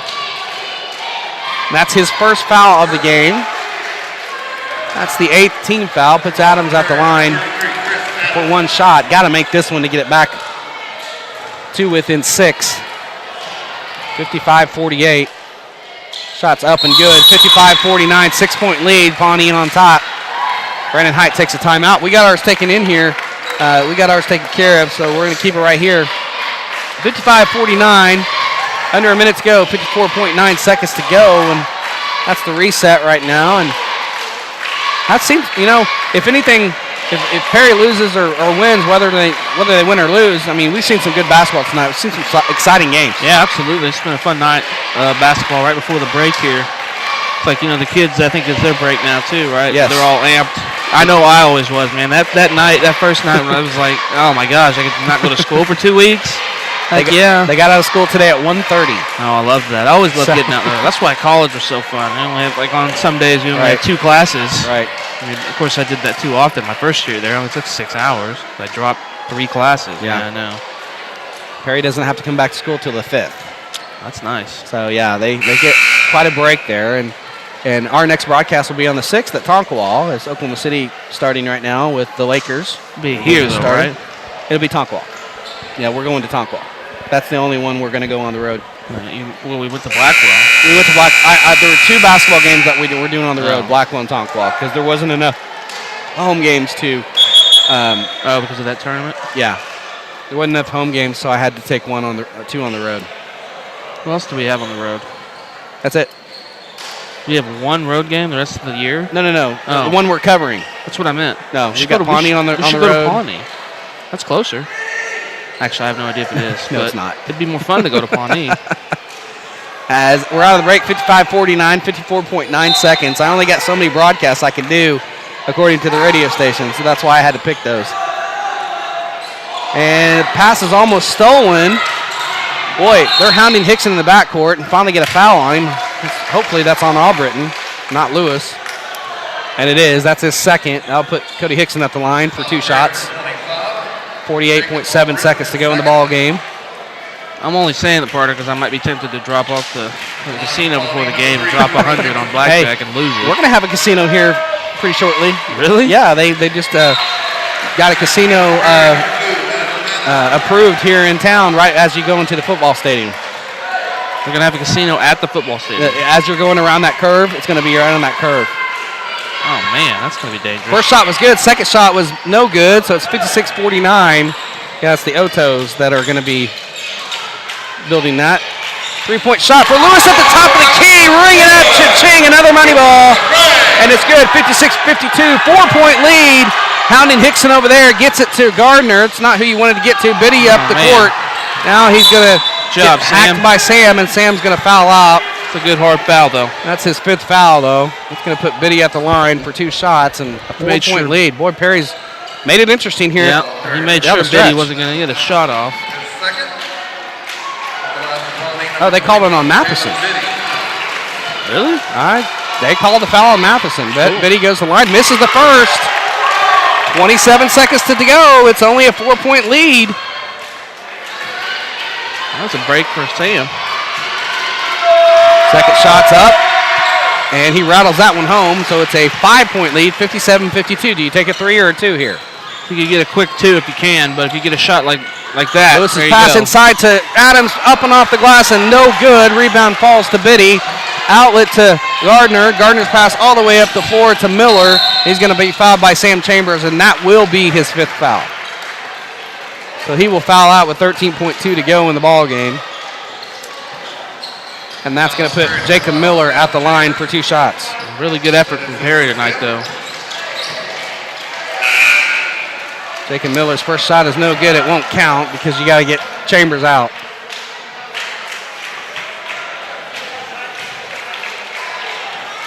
I know you don't like moral victories, but this just shows how Perry is for real, and everybody in 2A needs to take, or 3A needs to take notice.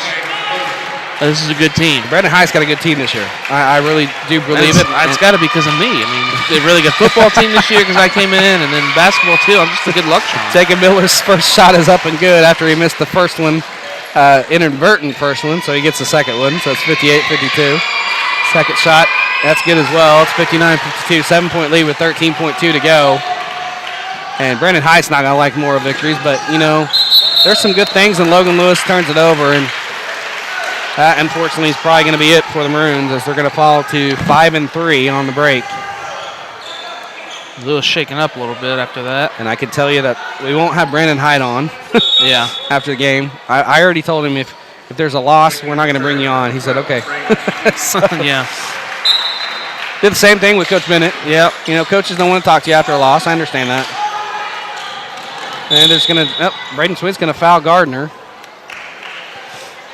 in the backcourt. And it's going to put Gardner at the line for 2 shots to add to his total. He's had a good game.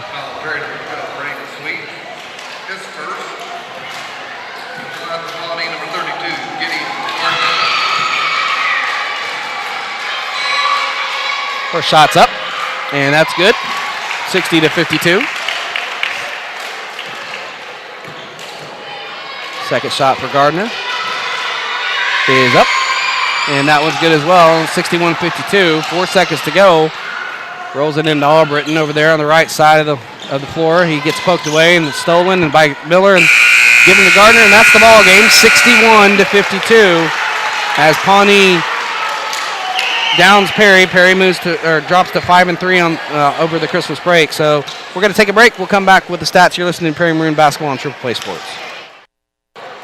And welcome back to John Devine Hall. Brock Campbell alongside Mike Shaw. Perry loses this one 61-52, dropped to 5-3.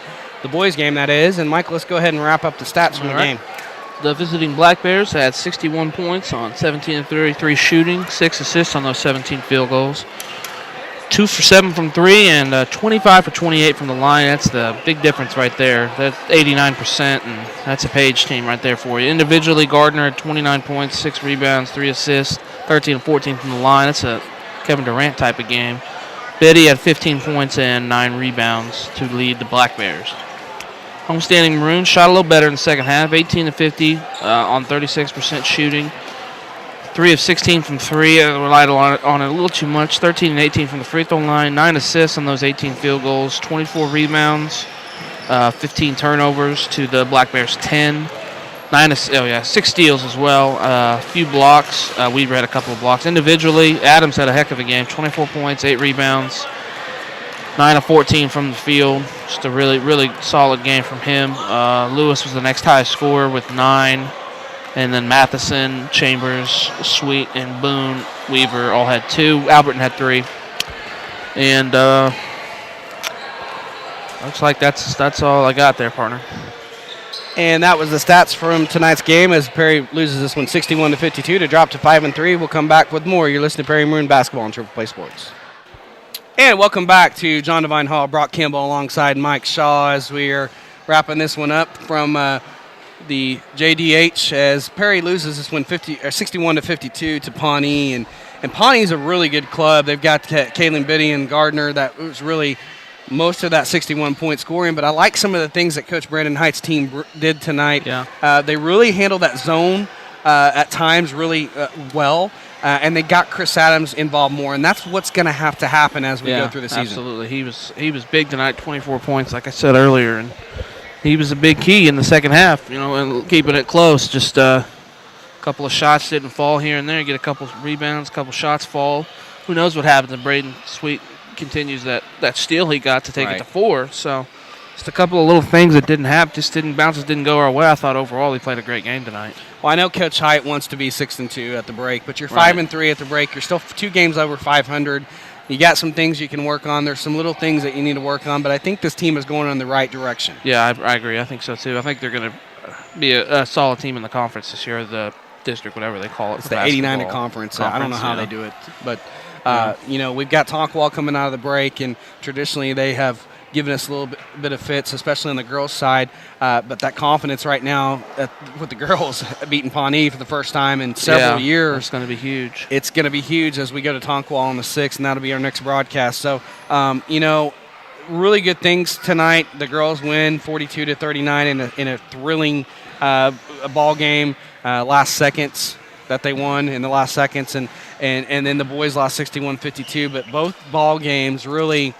Those are 2 really good Pawnee squads that you just played tonight, and you beat one and you competed with another one, and those Pawnee boys, they're going to be ranked pretty high this year, and they're going to make a run. Yeah, David Page has got a really good team again. Yeah, he always does. Coaching can also overtake some minor skill ability, but I don't know. I saw a lot of skill out there on the court. I think they're just loaded this year. And a lot of them are juniors. Yeah. So we'll see them next year. The 2 best, Biddy and Gardner, are juniors. And then I don't know why. That little freshman kid, he's just really good. Yeah. I think he's going to be a really good player for them, too, in the coming years. He reminds me of Paige a little bit, Keaton. Yeah. So might be a cousin. You never know. Man, you never know.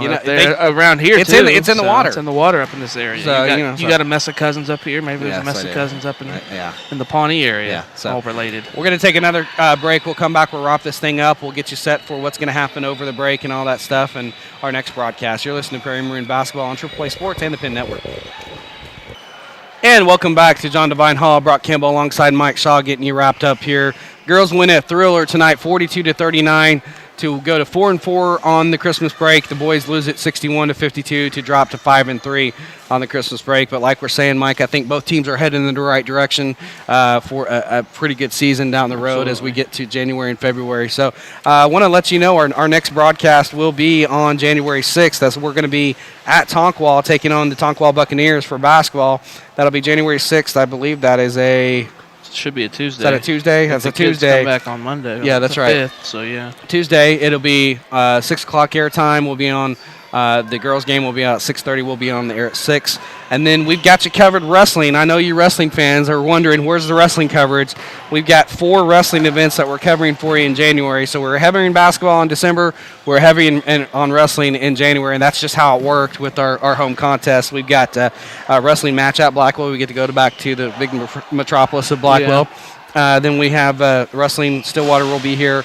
Ponca City will be the homecoming on the 29th, and then the Big 4+4 tournament on the 31st. So, and then sandwiched in between, there's a basketball game with Morrison. So we've got you covered with wrestling. So stick with this. I know you guys have been trying to tune in for wrestling, and I even got a Facebook message the other day. It's like every time I tune in, I hear basketball, and the wrestling is coming, and they're in Kansas City right now taking on doing the Kansas City Stampede wrestling tournament right now this weekend. So with that, we're going to go ahead and get out of here.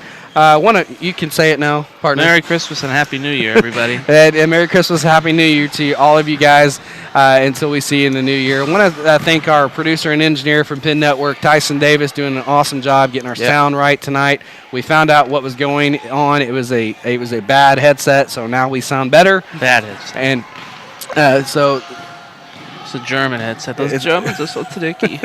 Very tricky with the want to thank Jordan Woodruff back in the studio, being our board operator tonight, and also our station manager. He's been doing an awesome job. I want to thank you, the fans, the alumni, and all that are watching on YouTube, listening to us on the radio, the internet, wherever you're listening to us. We really appreciate you.